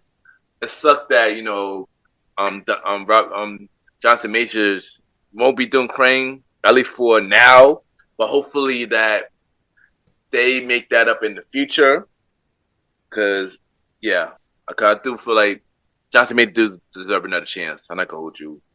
Hell, if Robert Downey Jr. could, make a big comeback for everything he's been through in his life, then I feel like Jonathan Majors could definitely happen for Jonathan Majors as well in the future. I think in the future. Yeah, but I am looking forward to Dr. Doom. I look forward to Robert Downey Jr. doing the role, and I can't wait for it. There you go. Now it's time for the premiere news, and the first topic we got Power Book 2. Roddy, let's talk about it. Lead the way. Yeah, so this season, the first part of the season was crazy because, after the fourth episode with the guy Salim getting killed and Diana running, and we come back, everybody's asking, is Salim really dead? What do y'all think?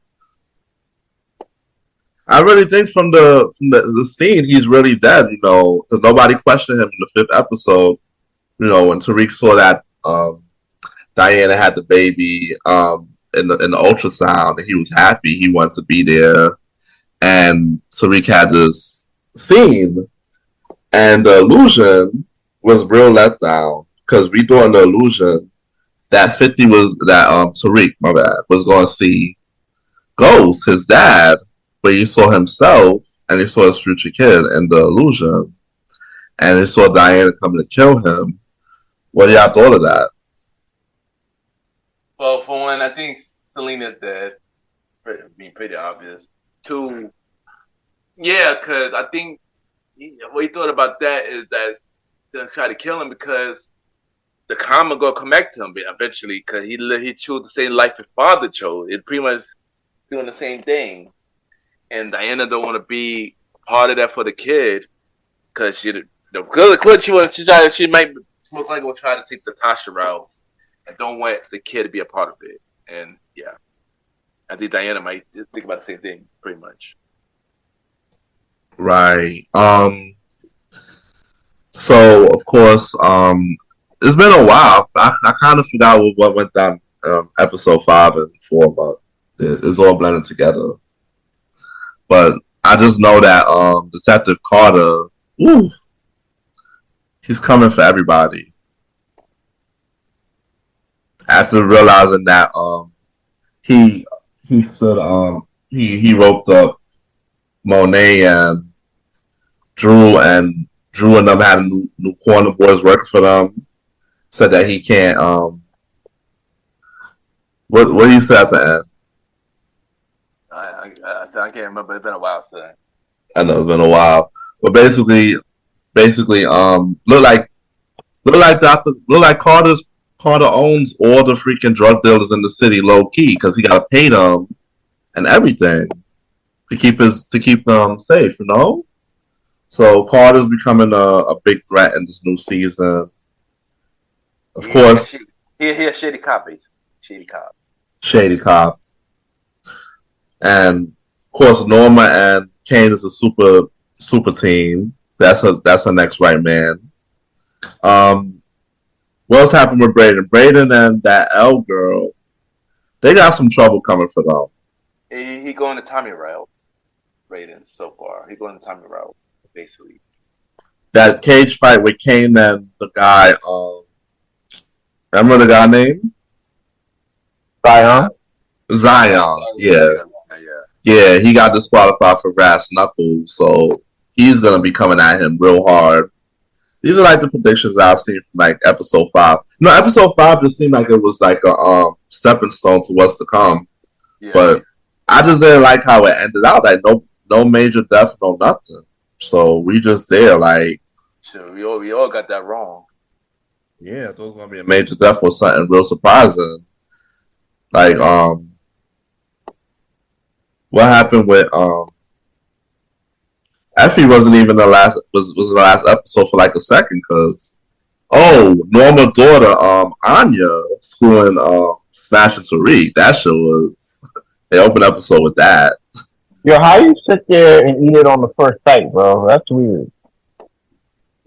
So you can hold weirdo for that shit, bro. Word though. How you eat it on the first night? Like what are you doing, bro? You gotta have some self control. What the hell's going on with that? But like Norma's trying to shield her daughter from knowing exactly what's going on. So with her they already know because they popped up at the spot and she saw Anya and she was like, "Yo, Kane, let's get up out of here. I don't want Anya knowing what's going on or whatever. I got to be more careful." So it's like they're trying to play the cards, and she wasn't prepared for that. So it's like, what else happened with Monet? He getting extorted by Carter. He getting extorted by Carter.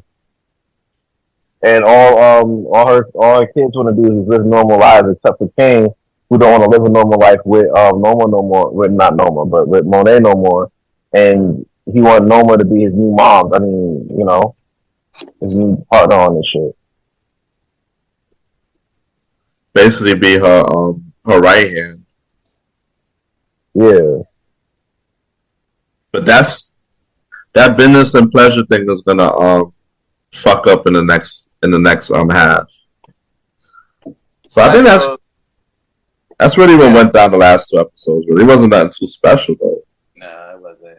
So now my question to you is to us out today is what is prediction for the next half and how you feel about the little sneak peek trailer we got? It's real reminiscent of the last Power. I'm excited about it. Because now we get to see all the questions that, wasn't answered and shit before. So, yeah. I think that's a big deal. And I think a lot of people was complaining for the most part because, there wasn't much action going on. A lot of bodies wasn't really getting dropped off like that for real. Yeah. So, that was like a whole big deal.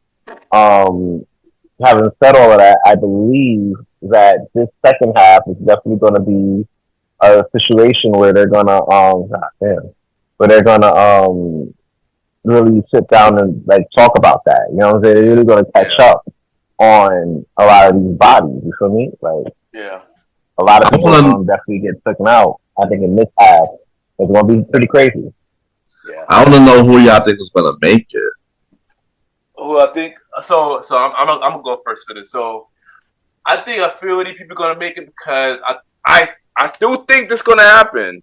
After this article I saw, it was a little piece of this article, and it said that more power shows are coming. Meaning, when one book closed, another one will open. So I feel like book 2, this book is closing, but some of the characters would carry on to the next. So I think Tariq and Brayden makes sense to stay. Kane makes sense to stay. Diana makes sense to stay because she is pregnant. And That don't mean nothing. Go. but I mean, this is my prediction. This is what I think. It would lead to the next thing. Carter, because he might play a big part in the next one. If they all coming up with a new show, he will play a big part in the next one to continue to try to catch Tariq. And that's all I can think of for now. That would make sense. That's all I can think of for now. I don't think Diana gonna make it. If there's any parallels I see in Power, right? Mm-hmm. One of the parallels I see is like ladies with kids typically don't make it out. Oh, D. Ali ain't make it out. Keisha ain't make it out, but she snitched. There's a lot of folks that claim pregnant that didn't make it out. You know what I'm saying? Yeah. So that's kind of a big deal. So I don't think Diana making it out. I ain't gonna hold you. The only Monet kid that I see really making it out like that is Kane. Yeah. I saw a picture. I just said King. I just said King. So yeah, like I seen Drew was like in jail or some shit. Yeah. And he got caught up. So I don't know if he gonna.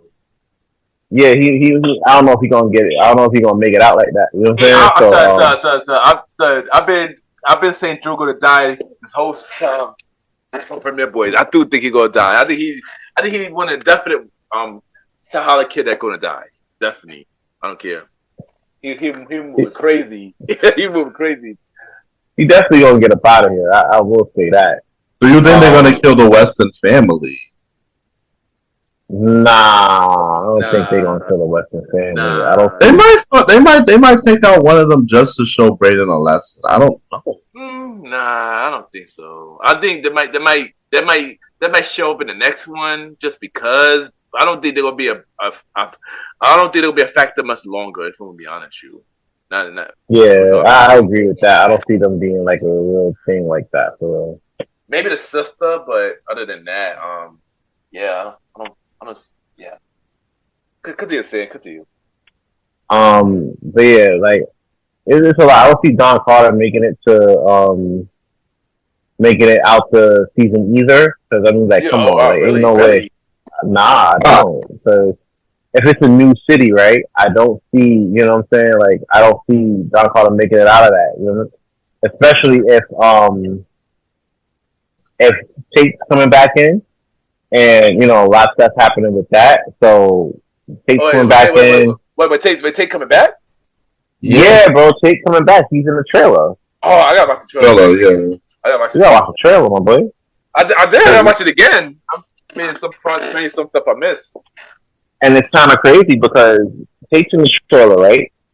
And his brother has been going through it with Carter and everything like that. So chances are he may like come in for like help or whatever like that. So you're right. That may expose like the underhanded dealings that they've been like rocking with lately. So that's been kind of a thing.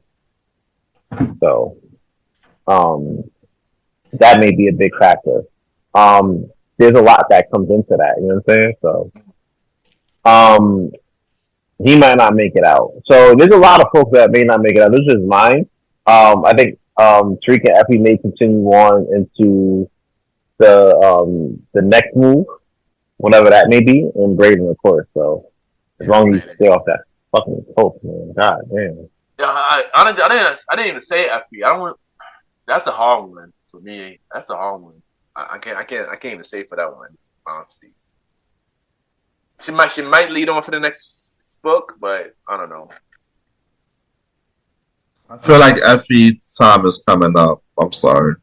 You don't think she'll make it? Nah, she gonna do some F up shit and then somebody gonna hit her or she gonna get the wrong place the wrong time. I can see that happening. Okay. I might agree with you on that too. Actually, the wrong place, the wrong. Davis too. I know. Yeah, he dying. He definitely dying. Because Davis is on civilian route, but he's playing both sides. He's smashing Norma. Yeah. It's easy. Kane gonna be the one to kill him. Like obviously, cause Kane gonna get jealous. Kane gonna be the one to kill him. That's pretty obvious. that's gonna be pretty obvious. So let me tell y'all who I think is not gonna make it. I'm gonna do the same thing. I didn't say who I think is not gonna make it. So who I think is not gonna make it is gonna be Diana, Drew. I think Braden gonna make it for sure. Davis, of course, Effie, Zion, Carter, and possibly Kamal Tate. They might be, yeah. That's people who I predict might not make it, but everybody else, like Tariq Braden, Kane. Oh, Norma may not make it. That's obvious. 50-50. That's obvious. That's obvious. So it might just be Tariq, Braden, Kane, Monet, who might be left, who might make it out. Actually, you know what? Let me see who I think not gonna make it. I don't think Monet gonna make it. I don't think she's gonna make it. Drew not gonna make it. This one is a long shot, but I think it's her time to go.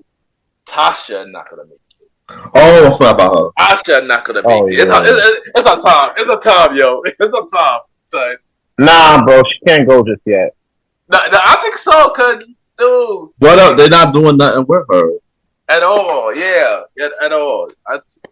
And it will hurt Tariq the most. And that's what I'm saying. That's what I'm saying. Like that's what hurt Tariq the most. That would lead it to the next book. I know her grandma too. Estelle. Yeah. You think grandma gonna make it?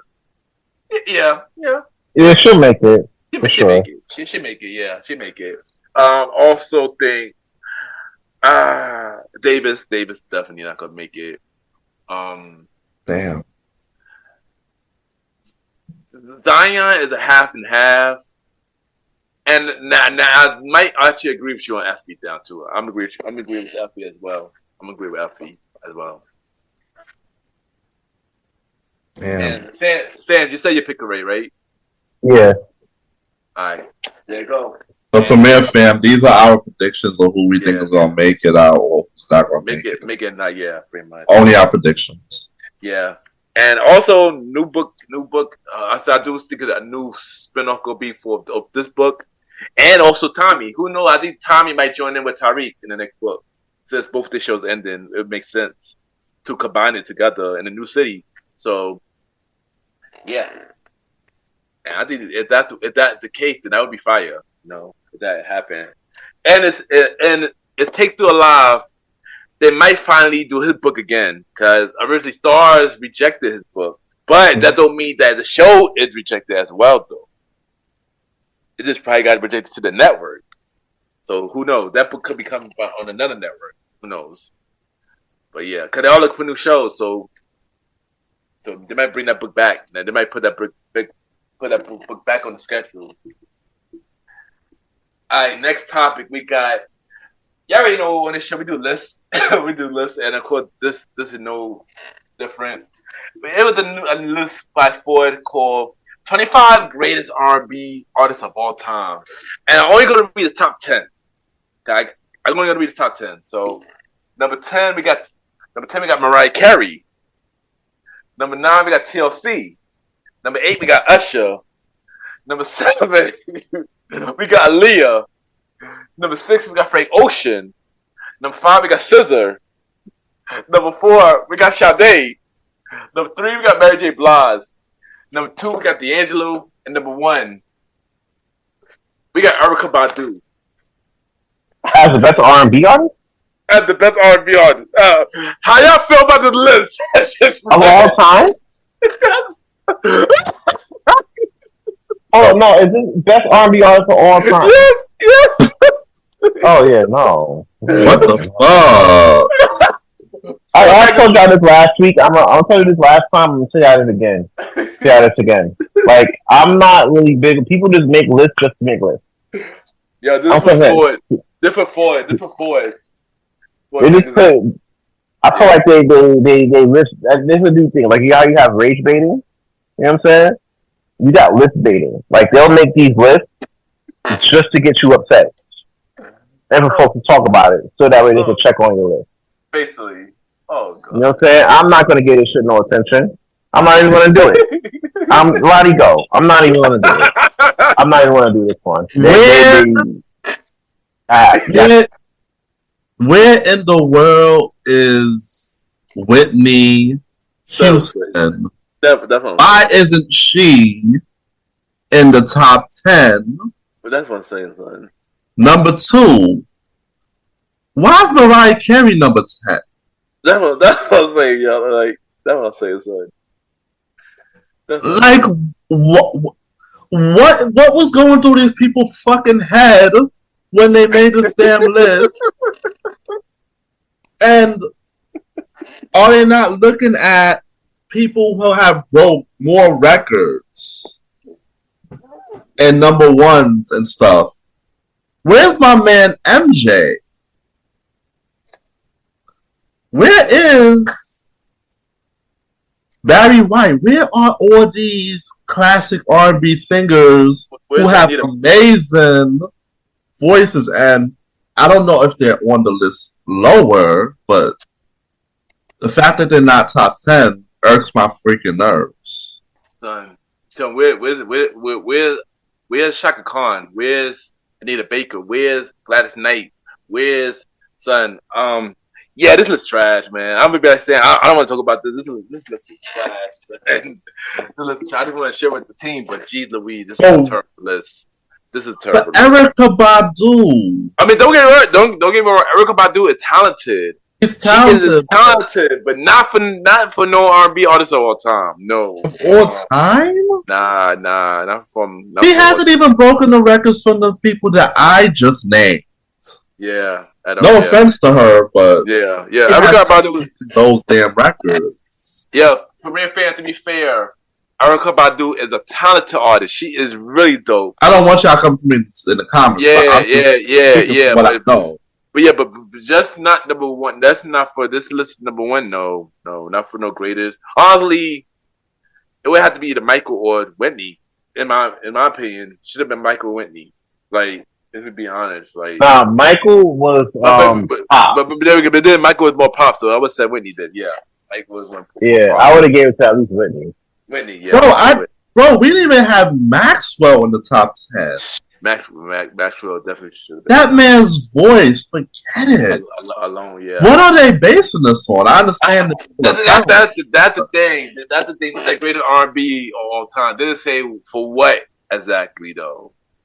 And honestly, I've never seen the rest of the list. I don't think you care to. Oh my gosh. Because you might be upset. I think I will be, son.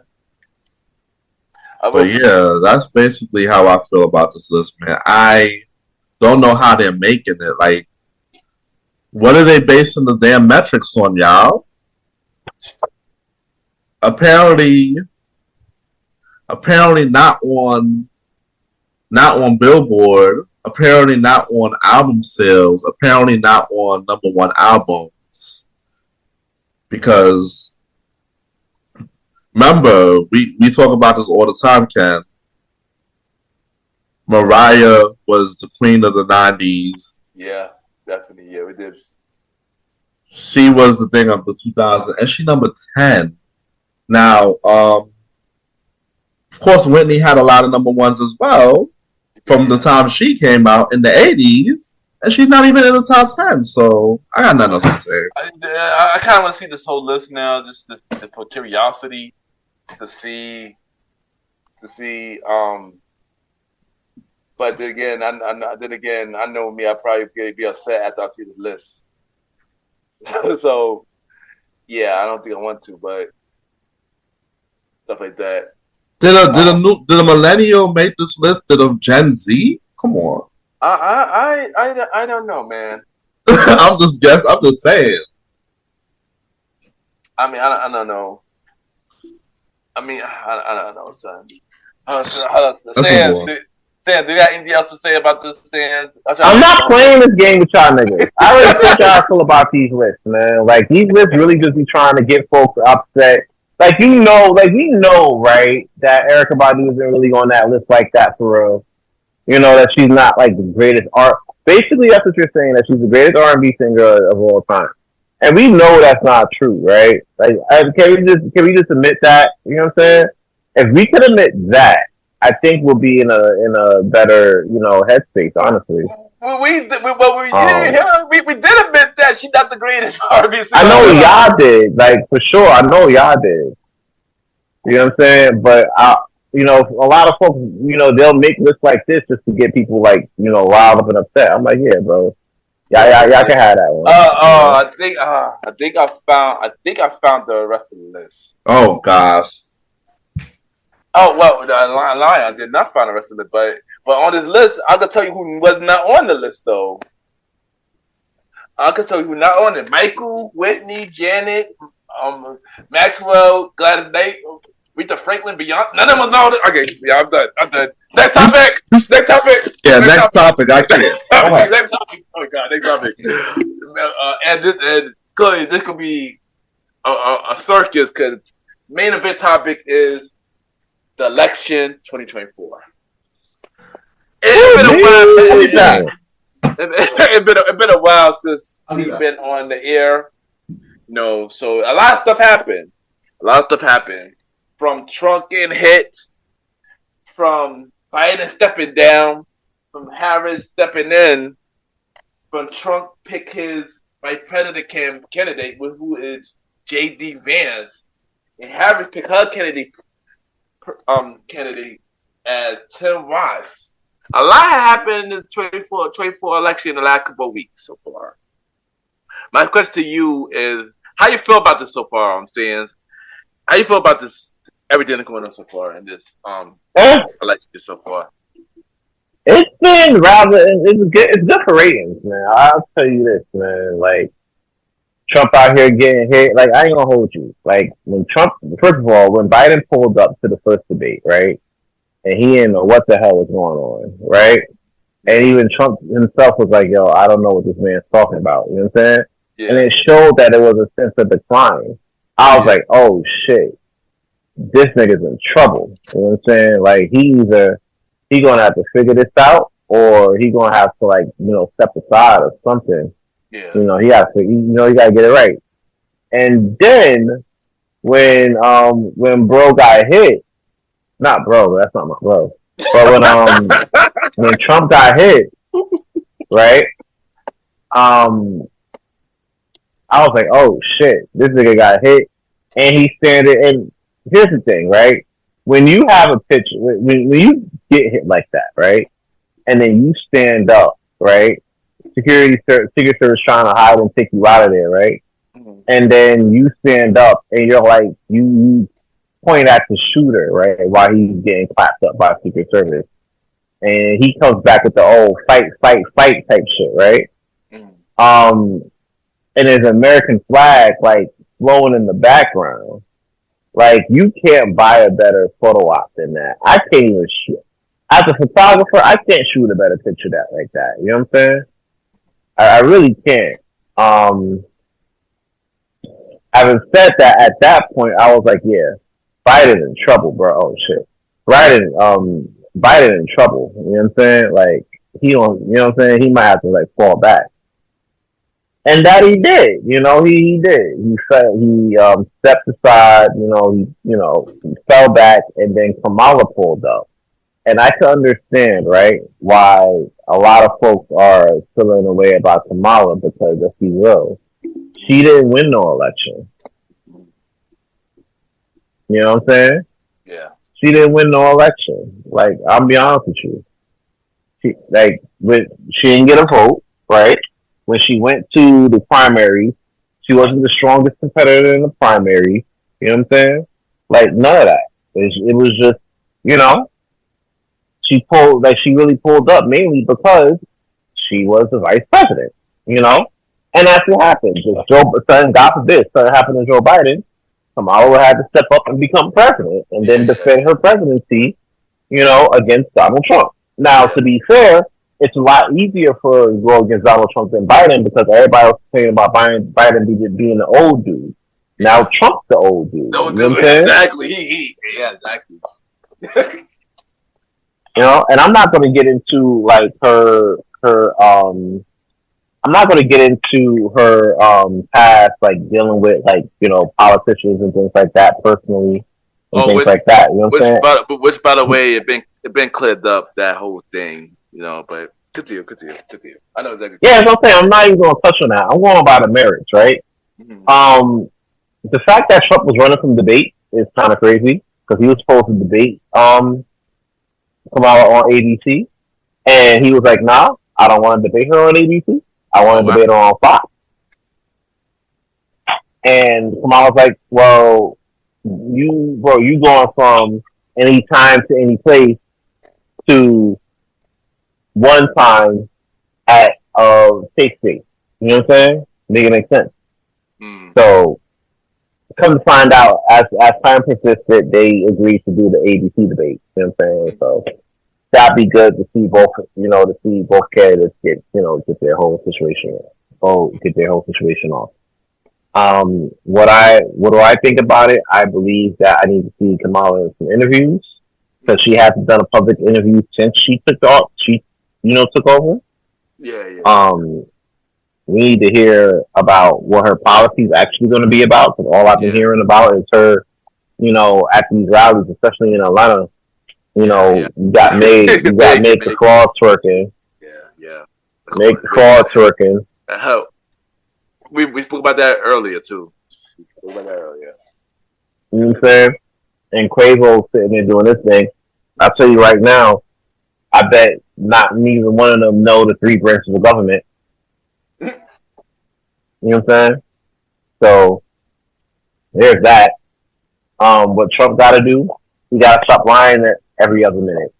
He got to stop lying every other minute. And he got to actually, if he wants to get, he going to stick to his core base, right? But if he want to talk about getting the black vote, he got to actually do something for black people. Exactly. And actually stick to it. You know what I'm saying? Actually stick to it. A lot of dudes out here talking about, they will never vote for a woman to be in office. I bet. You know what I'm saying? That's fine. But are you voting for the other dude? Because I've been watching it. I've been watching them. Been watching both in advance, and not neither one of them said shit about reparations. Yeah, exactly. So you got black men out here talking about, we need to go for Trump because reparations. Nigga, he never said that he'll give y'all reparations. He never came up with a plan for it. He didn't come up with a plan. For 4 years, he was actively holding the seat. When he was holding the seat, let's be real. I'll talk this to the both of you guys. Name one policy Trump had while he was in office that benefited the black community.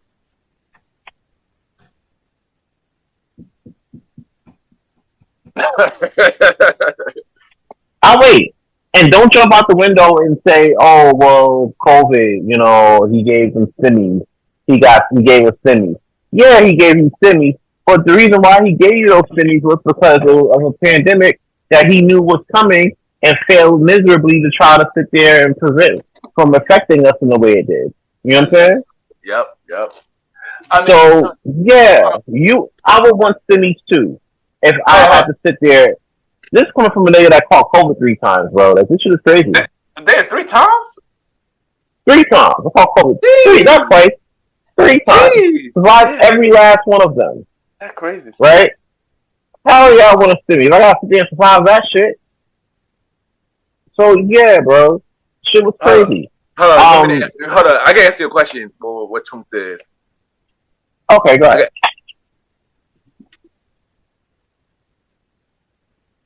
There you go. Oh, that was it. Okay, Roddy, what you got? You heard that? Crickets.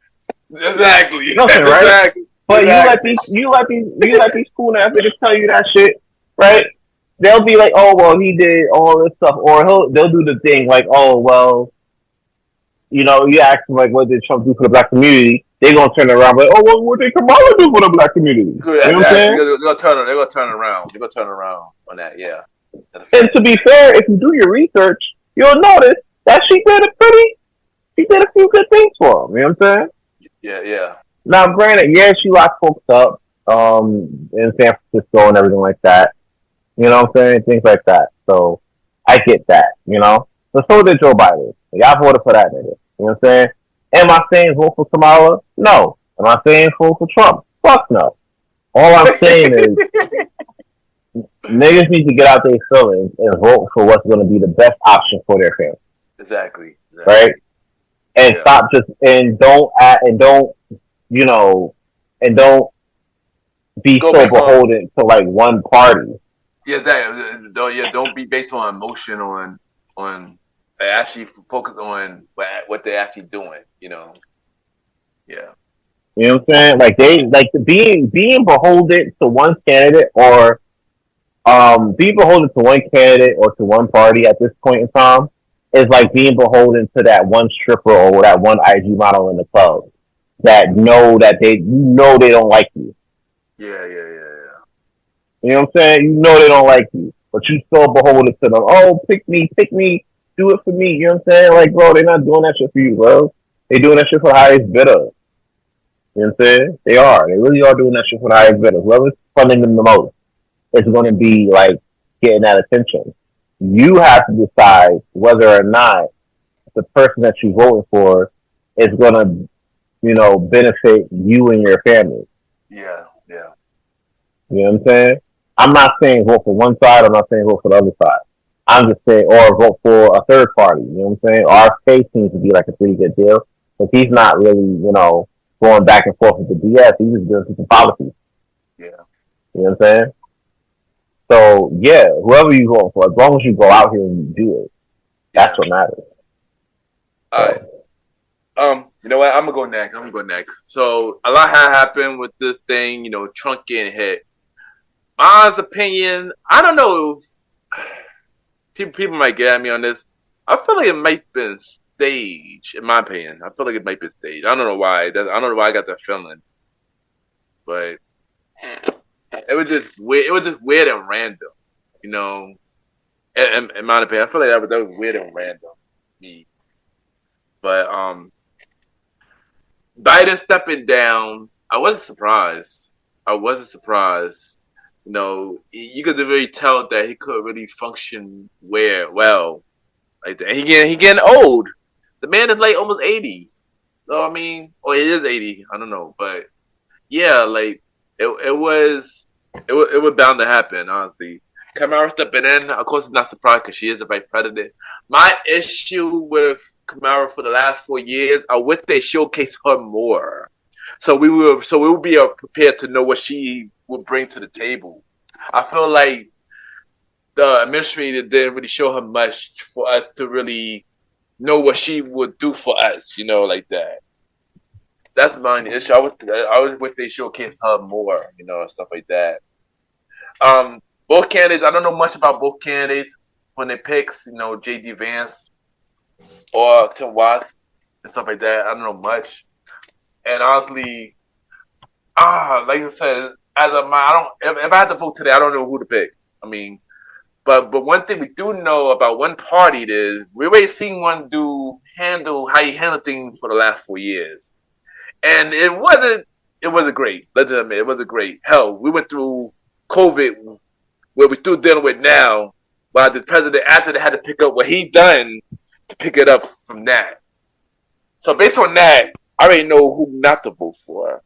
But I am curious to see what Kamala would do for us. Which, right, like you said, saying there wasn't no interview yet, or we had no debate.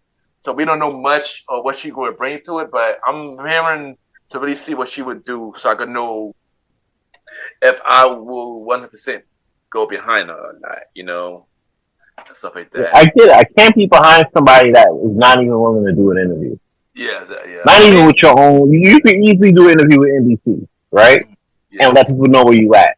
Yeah. You know, by the fact that you've been the candidate, you're officially been the candidate as of like last week, right? Yeah. But it's actually like been in the forefront of this shit, right? Mm-hmm. Since you've been there, the fact that you haven't done an interview yet, it's kind of weird. Yeah, I ain't gonna hold you. It's like you just want us to vote for you because you're a black woman. Like, and I already gave my vote for you because you black to Obama. Like, come on. Yeah. Like I said, I do want to see what she.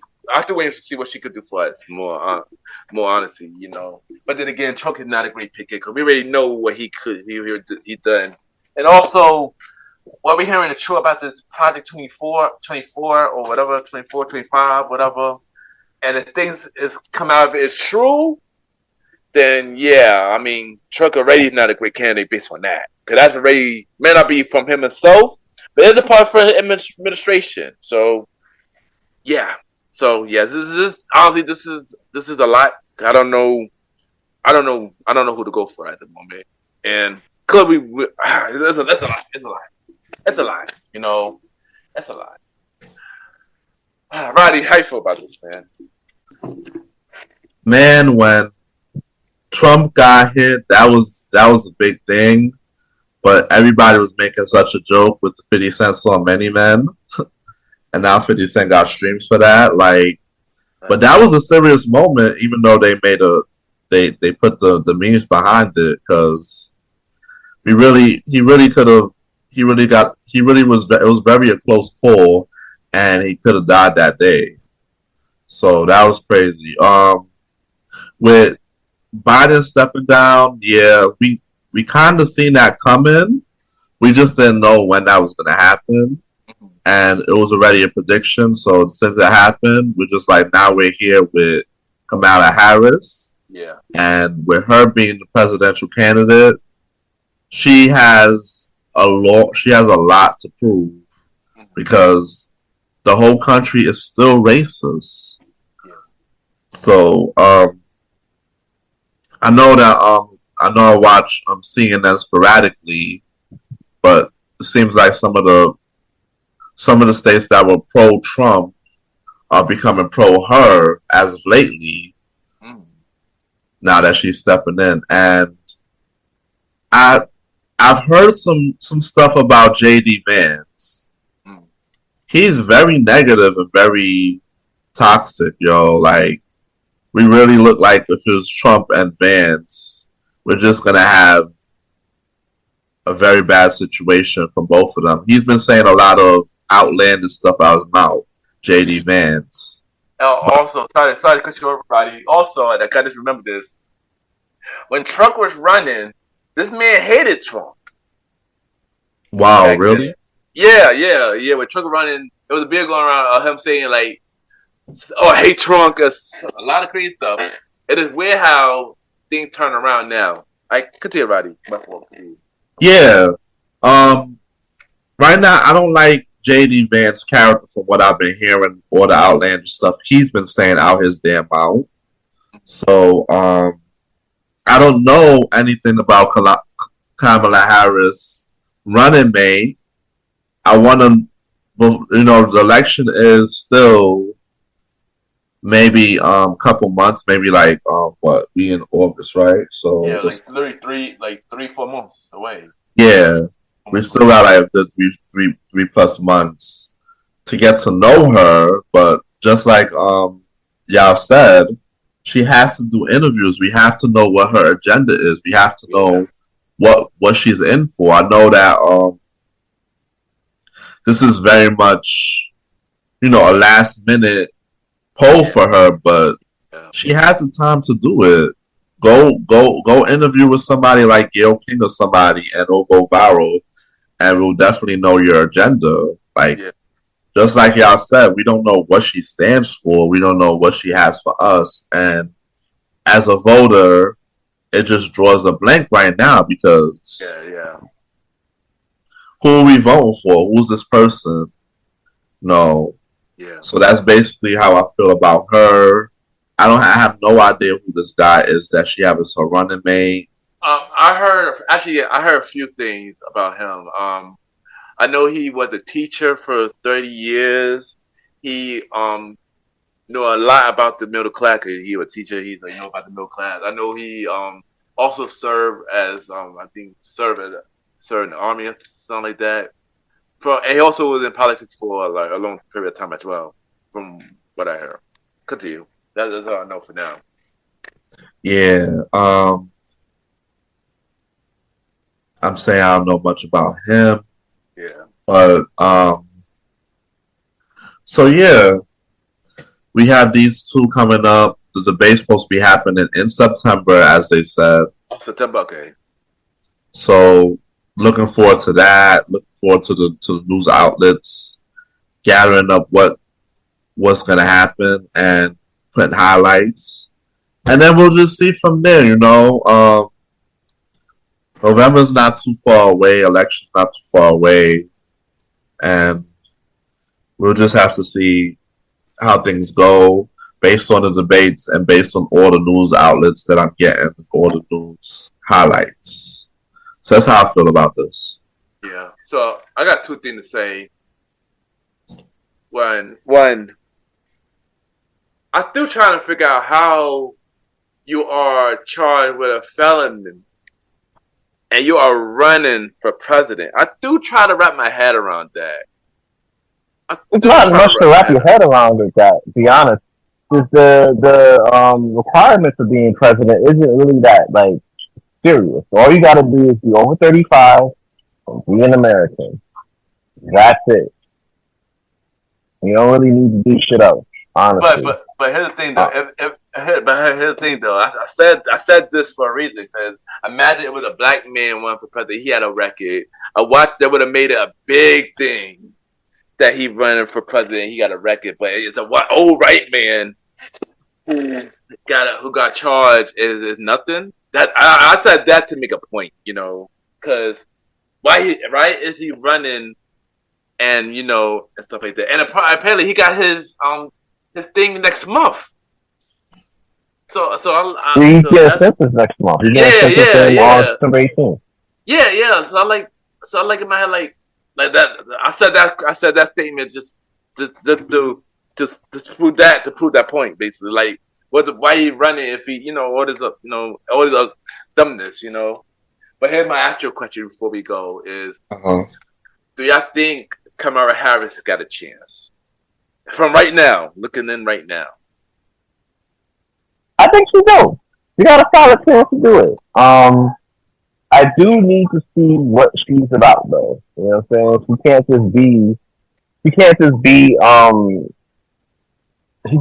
sitting there just pulling up and having people think they're just going to vote for her just off the mere fact that she's a black woman. And that she says phrases. So that's what a lot of Democrats do that shit too. They'll sit there and they'll start dancing in front of your face and shit and get you to vote for them. And folks do it because, it's catchy. You know what I'm saying? Plus, nobody wants to vote for the other guy. And I understand that too. You know what I'm saying? But we need to know, what is she going to do? Because we knew what Biden was going to do. But a lot of it was incoherent. So we didn't really get a chance to really understand it for real. Yeah. Chances are she may just be continuing the steps that Biden been taking. But the thing is, they've done stuff for us, but I guess the stuff that a lot of black folks are looking at is reparations and shit. You gotta understand, a lot of no matter who's in the office, they're not doing a reparations thing. Obama didn't do the reparations thing. Clinton didn't do reparations. Bush didn't do reparations. Trump damn sure ain't doing reparations. You know what I'm saying? That's just not a thing that's gonna happen. We have to look at that as a big deal, and we have to look at ourselves looking away from reparations and looking at us more as taking ourselves more serious. So that way, when we're in these spaces, we're not just looked at as acts, but more or less as, knowledgeable voters. We go ask these people, hey, name 5 Supreme Court justices. Name the three branches of government. You know what I'm saying? Things like that. A lot of our folks don't know that. You feel me? Yeah. And it's kind of crazy. We don't take ourselves seriously enough in this situation to do that. You know what I'm saying? And on top of that, moreover, we don't even vote in regular elections that Yeah. affect our community. You know what I'm Yeah, saying? I just about to say that. I literally just about to say We that. ain't they ain't voting for aldermen. We ain't voting for aldermen or mayors like that for real. Like let's be real. We're not doing that shit. But you got these same Trump voters that will pull up to every election, whether it's local, state, you know, Senate, things like that. They up there, they voting. They ain't saying shit. They just voting. And you watching this country change right before your very eyes. You know what I'm saying? We gotta actually be out here and doing this shit for all of the elections, not just because there's a new president. All right, let's get active. Like, nah, bro, come on now. We need to be on it more, and the fact that we're not is definitely, is definitely a thing. Yeah. All right. What about you, Roddy? Do you think Kamala got a chance? Yeah, I think Kamala had a chance, and she a lot of people are not down for the things that Trump had in an agenda, and so automatically most of them are thinking about going with Kamala. And the fact that, of course, the Simpsons have the prediction of that, a lot of people is just thinking that that's going to really happen because they've been right. That's a fact. I have to throw a little humor in there, but yeah. Yeah. I do think she got a chance. I would go a little further. I think she would have more of a chance than if Biden were running again. I think she will have. Yeah, I do think. Yeah. I don't think Biden would run. I think Trump would probably be the new president. I want me to be honest with you. I do think Kamala might got a stronger chance though now and stuff like that. And yeah, but I do agree with Sands. Everybody should not only vote during the president election, but you should vote every election because honestly, the House and the Senate is important too. Because say she do get in office, and if that don't change, then we screw it away. So stuff like that. So yeah, I'm looking forward to see what's going on with this election. Because don't worry, we will be doing an election episode. Oh yeah, we will be doing our This Is America Part 3. We're bringing that back. We haven't done those since 2020. So we will do that. So we will do an election episode this year. So yeah, we will announce who will be president of 2024. So yeah. And that is today's episode of the Premier Boy Podcast. This is your boy Ken, aka Mr. Gentleman. Follow me on IG and all social media platforms. Ken_Mr. Gentleman. I repeat, Ken, KEN _Mr. MR Gentleman, GENTLEMAN. Mr. Gentleman Lifestyle Podcast every Sunday for the main series, and every Thursday for spin-off series Thursdays, where we have shows like a conversation about new podcast every first Thursday at 12 p.m. Date Night Talk Podcast with myself and Miss B every second and third Thursday at 12 p.m. And the Old School Show with myself and the Star Rider Ride every fourth Thursday. Mr. Gentleman Lifestyle Podcast Season 8 premiere on September 15th. Every Sunday is after that. And Spin-off Series Thursdays will be returning in October. And check out the official website, www.real Mr. Gentleman Lifestyle Podcast. Listen to every episode, watch every video, check out every guest that came on Mr. Gentleman Lifestyle Podcast. All 70 guests, all guest appearances that I've been doing, and buy some merch from the Mr. Gentleman Lifestyle store at tpuppets.com. Just search Mr. Gentleman Lifestyle Store. Shirts, hoodies, and many more. Support the merch store. And yeah. Chill! You already know it's your man Zero Sands. I want to thank y'all for tuning in to the mid-season finale of the Premier Boys Podcast. You already know what it is. You can follow me on Aaron Premier on Instagram and Threads. King Talk Fans on Twitter and Good Pod. New episode of King Talking and Fans dropping this fall. You already know what the vibe's going to be. You already know how we're going to give it up. You already know what we do, when we do, and how we do. In the meantime, you know, check us out on all our social medias, and also look out for us for any new episode, all new episodes of the Premier Boys podcast. Appreciate you. Yeah, man, you got me to star Roddy Rod. Follow me on IG threads at star.time.Roddy. Follow me on X at the Star Roddy Rod. And make sure you check out Star Time on all streaming platforms and YouTube at Star Time Podcast with Roddy. Type that in the search. And check out new episodes every Monday at 12 a.m. So, yeah.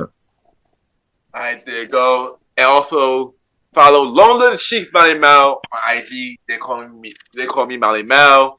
And welcome to the trilogy. New episodes coming real soon. And also, the second half of the Premier Boyz podcast, we will be returning on September 11th, which is also our 5-year anniversary. So there you go.